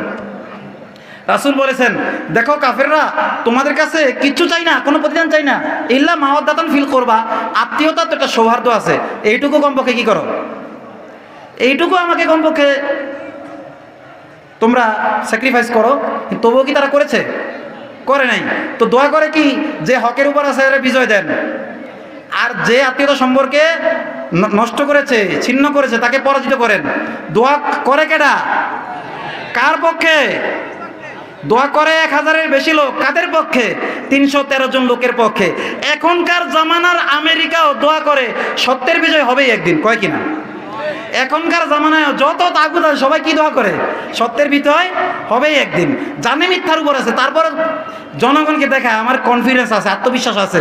যেরকম আত্মবিশ্বাস দেখিয়েছিল ফেরাউন যখন নীল নদে ডুবে মরবে, মুসা আলাইহিস সালাম যখন ওই যে রাস্তা পার হয়ে যাচ্ছে, এখন ফেরাউন তো বোঝে যে এই রাস্তা তো আমার লাগে হয় না, কার লাগে হয়েছে? মুসা আলাইহিস সালাম তার অনুসারী বনী ইসরায়েলের জন্য হয়েছে। এখন আমি যদি এই রাস্তায় নামি তাহলে আমার জন্য যে রাস্তা নেই, বিপদ আসতে পারে। এই জন্য সে যুক্তি খুঁজতেছে। এখান থেকে ফিরিয়ে নিতে হলে তো কোনো না কোনো যুক্তি লাগবে, সাইরা দিতে হলে তো কোনো না কোনো যুক্তি লাগবে। গুম করার পর সাইরা দিতে একটা যুক্তি দেখাইতে হয় না? হয় কি হয় না? এখন ফেরাউনও চিন্তা করতেছে যে একটা যুক্তি তো আমার দেখাইতে হবে।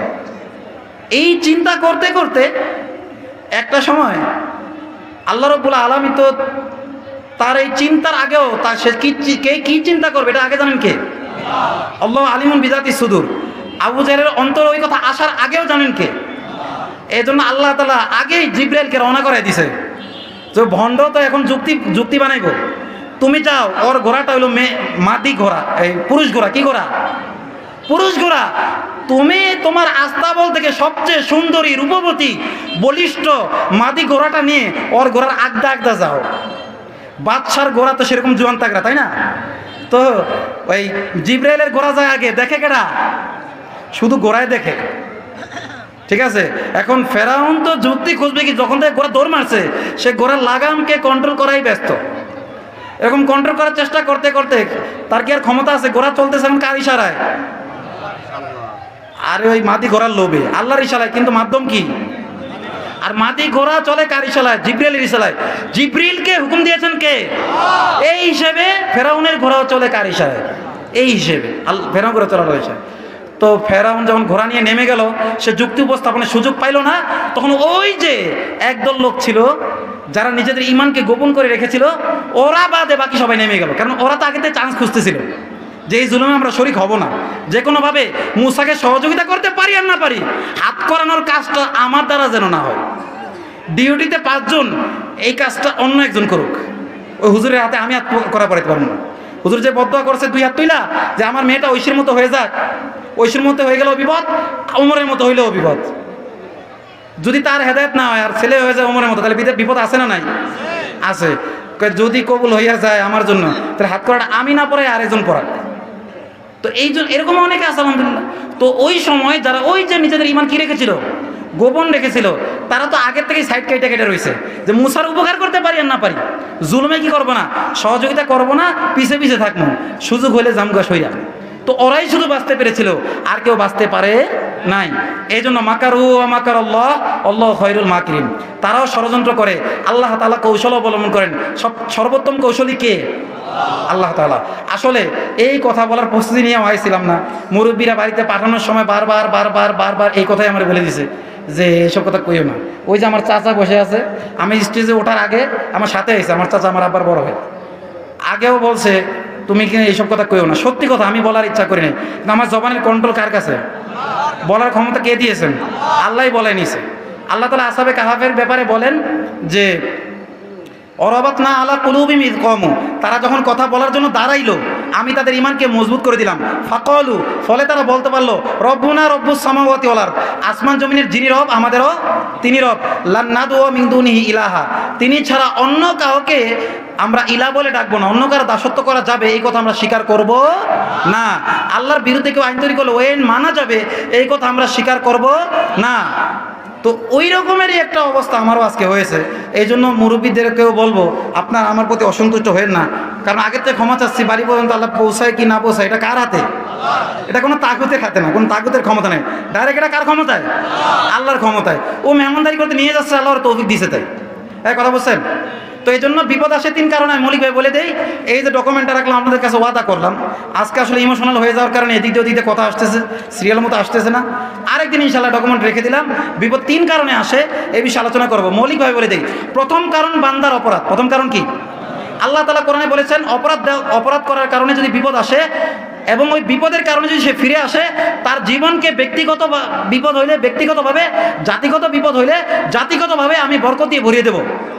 ওয়ালাউ আন্না আহলাল কুরা আমানু ওয়াত্তাকাউ লাফাতাহনা আলাইহিম বারাকাতিম মিনাস সামাই ওয়াল আরদ, আসমান জমিনের সব বরকত দিয়ে ভরাই দেব।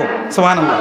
যদি বিপদটা গুনার কারণে হয় আর বিপদ থেকে যদি কি করে, তওবা করে ফিরে আসে, তাহলে ব্যক্তিগত জীবনে হলে ব্যক্তিগত জীবনে, জাতিগত জীবনে হলে জাতিগত জীবনে আল্লাহ তাআলা আসমান জমিনের বরকত দিয়ে কি করবেন? ভরিয়ে দিবেন। কথা বলছেন? ফিরে যদি না আসে আল্লাহ তাআলা সাময়িকভাবে বিপদ তুলে নেবেন। ফিরে না আসলে কি করবেন? সাময়িকভাবে বিপদ তুলে নেবেন, এরপর হঠাৎ ধরার মতো ধরবেন। আখাযনাহুম বাগতাতান, এটা বলেছেন আল্লাহ তাআলা আরেক আয়াতে, ফাতাহনা আলাইহিম আবওয়াবা কুল্লি শাই। বাহ্যিকভাবে ভাইরাস দেওয়ার পরে, বিপদ দেওয়ার পরে, ভূমিকম্প দেওয়ার পরে বাহ্যিক বিভিন্ন দিক দিয়ে উন্নতি আমি দেব। এরপরেও যদি মানে প্রথমে বিপদ দেবে, এরপর এই সমস্ত উন্নতি দেবে, হাত্তা ইদা ফারিহু বিমা উতু, এরপর ওইটা পেয়ে যখন অনেক বেশি প্রফুল্ল হয়ে যাবে, আখাযনাহুম বাগতাতান, এরপর হঠাৎ ধরার মতো আল্লাহ তাআলা কি করবেন? ধরবেন। তাহলে বিপদ আসে গুনার কারণে, এটার ফলাফল দুই রকমের হতে পারে। ফিরে আসলে আল্লাহ আপনার জীবন বরকত দিয়ে ভরাই দেবেন, ফিরে না আসলে বাহ্যিক উন্নতি দিবেন, এরপর ধরার মতো ধরবেন। আল্লাহও ধরতে পারে, আবার ওই যে বল মাছে আবার টাকি মাছ খায় না, ওই রকমও হইতে, বর্তমানে টাকি মাছ খাওয়া শুরু হয়েছে না, টাকি মাছরা ওই যে ছোটো ছোটো পুটি মুটি খায় বেড়ায়, আবার বল মাছ কি করে ওই টাকি ধরেও খায়। তো এখন ওইটাও হইতে পারে, অথবা ডাইরেক্ট আসমানি গজবে সব পুকুরের একসাথেও কি হইতে পারে? ধ্বংস হইতে পারে। রাসূল যেহেতু দোয়া করেছেন যে আমার উম্মতকে আল্লাহ একসাথে ধ্বংস করে দিও না, এই জন্য এই উম্মত পুরো বিশ্বের সবাই একসাথে ধ্বংস হয়ে যাবে না। যেদিন যাবে সেদিন কিয়ামত হয়ে যাবে, যেদিন যাবে সেদিন কি হয়ে যাবে? কেমন? সেদিন আর দুনিয়া অন্য কারো বসবাস করার অধিকার থাকবে না। বিপদের 2 নম্বর কারণ, আল্লাহ তাআলা বান্দাদেরকে বিপদ দিয়ে দিয়ে যোগ্য করে তোলেন। আল্লাহ তাআলা বিপদ দিয়ে দিয়ে কি করেন? যেই মেয়েটার প্রেগনেন্সি জনিত ব্যথা ওঠে, আমি আমার 2টা বাচ্চা নিজের হাতে ডেলিভারি করছি আলহামদুলিল্লাহ, আমি দেখেছি ব্যথাটা কেমনে ওঠে। একবারেই কিন্তু হাই কোয়ালিটির ব্যথা ওঠে না, ধীরে ধীরে ধাক্কা মারে। 1 সপ্তাহ আগে থেকে হালকা মনে হয় যে এই মনে হয় ব্যথা আজকে উঠবে কালকে উঠবে, এইভাবে ধাক্কা মারতে মারতে মারতে চূড়ান্ত পর্যায়ের ব্যথাটা হয়, যাতে তার মধ্যে সহ্য ক্ষমতা কি তৈরি হয়ে যায়। তৈরি করে দেন কে? আল্লাহ বলেন আমি শুক্রবিন্দু থেকে বিভিন্ন পর্যায়ক্রমে ওটাকে কি করেছি? বড় সন্তানে পরিণত করেছি। সুম্মা সাবিলা ইয়াসসারু, এরপরে ওর বের হওয়ার রাস্তা সহজ করার দায়িত্ব আমার। কিন্তু মা বোনেরা আজকে ধৈর্য ধরে না, যার কারণে শতকরা মানে 1800 জনের কি করা লাগে? সিজার করা লাগে, শতকরা 80 ভাগ। নাউজুবিল্লাহ। একজনের বক্তব্যে শুনলাম এই কথাটা, আপনারা আরও সাজিয়ে যাচাই করে নেবেন, অথেন্টিক নিউজ। কিন্তু আমরা তো দেখি অনেক বড় একটা অংশ, তাই না? আগের কালে এটা ছিল না। তো যাই হোক, তো এই যে আল্লাহ তাআলা অনেক সময় হয়তো বড় পরীক্ষা নেবেন, ছোট ছোট পরীক্ষা দিয়ে দিয়ে, যেমন মুসা আলাইহিস সালামকে আল্লাহ যোগ্য করে নিয়েছিলেন। আল্লাহ বলেছেন ইসতনাতুকা লিনাফসি, তোমাকে আমার জন্য যোগ্য করে নিয়েছি। হয়তো আলেমুল আমাদেরকে আল্লাহ তাআলা কি করে নিচ্ছেন? বিপদের মাধ্যমে, ছোট বিপদ কি করে নিচ্ছেন? যোগ্য করে নিচ্ছেন নিজের জন্য। ইসতনাতুকা লিনাফসি, হে মুসা, আমি ছোটবেলা থেকে বিপদ দিয়ে দিয়ে দিয়ে দিয়ে তোমাকে এই পর্যন্ত আসি, তোমাকে যোগ্য করে নিয়েছি, সুতরাং ফেরাউনের দরবারে যাও, কোনো ভয় নেই, টেনশন নাই। তো হয়তো দুনিয়ায় কোনো কাজ আপনার থেকে নিতে চান, যোগ্য করে তুলতে চান, এটার জন্য হইতে পারে। আর দুনিয়াতেও যারা ক্ষমতা পাইছে তারাও কি আপনার বিপদ আপদ সারা পাইছে, নাকি তাদেরও বিপদ আপদ ভোগ করা লাগছে? এজন্য দুনিয়াবি নেয়ামত হোক, আখিরাতের নেয়ামত হোক, যে কোনো ধরনের নেয়ামত পাইতে রিস্ক নেওয়া লাগবে। গোলাপ ছিঁড়তে গেলে কাঁটাও ফুটতে পারে, এটা স্বীকার করে নিয়েই গোলাপ বাগানে আপনাকে যেতে হবে, নাইলে আপনার মতো ওই গোলাপ প্রেমিক গোলাপ গাছের কোনো দরকার নাই। বিপদের 3 নম্বর কারণ হলো আল্লাহ তাআলা মহব্বত এবং ভালোবাসার পরীক্ষা করতে চান। আল্লাহ তাআলা কি করতে চান? যাতে কে মুমিন আর কে মুনাফিক, সবাই তো আল্লাহ রাসূলকে ভালোবাসে, দাবি করে। বিপদ দিয়ে দেখতে চান কারা ইসলামের পক্ষে থাকে আর কারা ইসলামের কি থাকে? বিপদ থাকে। যাতে আল্লাহ জেনে নেন, লিয়া আল্লাহ আল্লাহু, যাতে আল্লাহ তাআলা জেনে নেন কারা সাদিকিন আর কারা কাযিবিন, কারা ইমানের ব্যাপারে সত্যবাদী আর কারা ইমানের ব্যাপারে কি মিথ্যাবাদী। কথাই বুঝতে পারছেন? তো যদি আমরা সত্যবাদী হতে পারি, লা তাহসাবান্নাল্লাযিনা কুতিলু ফি সাবিলিল্লাহি আমওয়াত, ওই যে বললাম আল্লাহর রাস্তায় যারা নিহত হয়েছে, মৃত তো বলবা না, ধারণাও করবো না, খবরদার। শহীদদেরকে মৃত বলা হারাম, শহীদের কি বলা যাবে না? নিহত বলা যাবে, নিহত বলা যাবে, মৃত বলা কে নিষেধ করেছেন? আল্লাহ ডাইরেক্ট তাকিদ দিয়ে দিয়ে নিষেধ করেছেন যে এদেরকে মৃত বলবা তো না, মাথায় যেন ধারণাও না আসে। কথা বুঝতে পারছেন? তো এই জন্য আল্লাহ সুবহানাহু ওয়া তাআলা 3 ধরনের বিপদ যে আমাদের দিয়েছেন, কোনটা অকল্যাণ মুমিনদের জন্য? যদি গুনার কারণে বিপদ হয়, তওবা করে ফিরে আসবো, অকল্যাণ না কল্যাণ? তাহলে আল্লাহ ওই গুনারটাকেও নেক আমল দিয়ে পরিবর্তন করে দেবেন ইনশাআল্লাহ। আচ্ছা, যদি বিপদ আসে আমাকে যোগ্য করে নেওয়ার জন্য, যে এখন কি চলছে আপনার ক্লাস টেস্ট, এরপর পি টেস্ট, এরপর টেস্ট, এরপর ফাইনাল এক্সাম আমার হবে। তো এই জন্য ফাইনাল এক্সামের জন্য আল্লাহ তাআলা ছোটোখাটো বিপদ দিয়ে কি করতেছেন? প্রস্তুত করছেন, যাতে ফাইনাল এক্সামে আমি ফেল না হয়ে যাই। মুমিনের উপর বিপদ আসে ধাপে ধাপে ধাপে ধাপে, যাতে সে অটল থাকতে পারে। তা কচি গাছ আস্তে আস্তে খেজুর গাছে পরিণত হয়, তাই না? কিন্তু মুনাফিকের উপর বিপদ আসে একবারে, বিপদ আসলে পুরাপুরি সে উল্টে যায়। আগে এরকম ছিল, পরে এরকম হয়ে যায়। কথা কি বুঝতে পারছেন? আগে মূর্তির বিরুদ্ধে কইছে, এখন মূর্তির পক্ষে বলা শুরু করে। আগে বিরুদ্ধে বিভিন্ন মাইক ফাটাইছে, এখন প্রশংসা করে কুল পায় না। আছে না নাই? আছে। আল্লাহ তাআলা তাদেরকে হেদায়েত দান করুক। তারা যদি বুঝা শুইনা করে থাকে তাহলে তো আর আল্লাহ তাআলা হেদায়েত দেবেন না, বলে দিয়েছেন। যারা না বুঝে ওই পথে আছে, যারা ওটাকে হিকমত মনে করে, যে মনে করে না এটাই হিকমত, আসলে যে ওইটা হিকমত না, জালেমের ব্যাপারে বলতে পারেন না, চুপ করে থাকেন, সাপোর্ট করার কোনো অধিকার আল্লাহ তাআলা আপনাকে দেননি। তো আল্লাহ সুবহানাহু ওয়া তাআলা আমাকে সহ আপনাদের সকলকে নিরাপত্তা দান করুন। আর করবেন না কি জন্য? আল্লাহ বলছে মুমিনদের নিরাপত্তার দায়িত্ব কার? আল্লাহ বলছে মুশরিকদের জন্য কোনো নিরাপত্তা আল্লাহর কাছে নাই, মুমিনদের জন্য নিরাপত্তা আছে কার কাছে? মুশরিক আল্লাহরেও মানে, অন্যটারও মানে, এই জন্য আল্লাহ তাআলা ওর নিরাপত্তার দায়িত্ব নেয় না। কিন্তু যে একনিষ্ঠভাবে আল্লাহকে মানে তার সংশোধন করে দেওয়ার দায়িত্ব কার? আল্লাহ বলেন ইয়া আইয়ুহাল্লাযীনা আমানু তাকুল্লাহ, হে ঈমানদারগণ আল্লাহকে ভয় করো, ওয়াকুলু কওলান সাদীদা, আল্লাহকে ভয় করে সত্য কথা বলো, ইউসলিহ লাকুম আমালাকুম, আল্লাহ তোমাদের দ্বারা নেক আমল করায় নেবে, ওয়ায়াগফির লাকুম যুনুবাকুম, পূর্বের সকল গুনাহ মাফ করে দেবে। আল্লামা ইবনে কাসির রাহিমাহুল্লাহ এই আয়াতের ব্যাখ্যা বলেন যে পূর্বের তো সব গুনাহ মাফ হবে এবং ভবিষ্যতে যদি বাই চান্স এরকম কোনো দায়িত্ব থেকে গুনাহে কবিরাও হয়ে থাকে, আল্লাহ তওবা না করে তাকে মৃত্যু দেবে না। কে বলেছেন? আমি বলি নাই, তিনি ছোটোখাটো কোনো আলেম না। আল্লামা তকি উসমানী রহমতুল্লাহ আলাই সমগ্র বিশ্বের মধ্যে বর্তমানে 10 জন হলে উনি একজন। উনি ওনার যে উলুমুল কোরআন লিখেছেন, 1 নম্বরে কি রাখছেন? তাফসির ইবনে কাসিরকে রাখছেন। সেই তাফসির ইবনে কাসির আপনারা পড়ে দেখবেন, তিনি এই কথা বলেছেন যে এই রকমের যে একমাত্র আল্লাহকে ভয় করে, কোনো মানুষকে রাজি খুশি করার জন্য না, কোনো স্বার্থের জন্য না, একমাত্র আল্লাহকে রাজি করার জন্য হক কথা বলে, এই এক হক কথার বরকতে পিছনে সব গুণ আল্লাহ ক্ষমা করে দেবেন। এবং অতীতে যদি বাই চান্স নফসের তাড়নায় কোনো দুর্বল মুহূর্তে তার থেকে গুনাহ হয়ে যায়, আল্লাহ তওবা না করে এই আলেমের, এই দায়ীর বা এই মুসলিমের মৃত্যু দিবেন না। সুবহানাল্লাহ। এখন দলিল কি? ইবনে কাসির পড়ে নেন, ইবনে কাসিরের যে আরো টিকা আছে পড়ে নেন। যাই হোক, আবু তাহা আদনান ভাইয়ের কাছে ক্ষমা প্রার্থী, তিনি তো চলে আসছেন অনেক আগে, তো হয়তো সময় একটু বেশি হয়ে গেছে।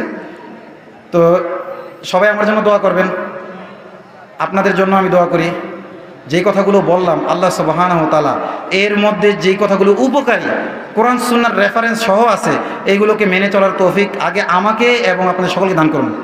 আর যে সকল ভুল ত্রুটি হয়ে গেছে এগুলো যেন পরবর্তীতে আমরা সংশোধন করতে পারি এবং সংশোধনের ঘোষণাও দিতে পারি, সেই তৌফিক আমাদেরকে দান করেন। সুবহান রাব্বিকা রাব্বিল ইজ্জাতি আম্মা ইয়াসিফুন ওয়া সালামুন আলাল মুরসালিন ওয়ালহামদুলিল্লাহি রাব্বিল আলামিন।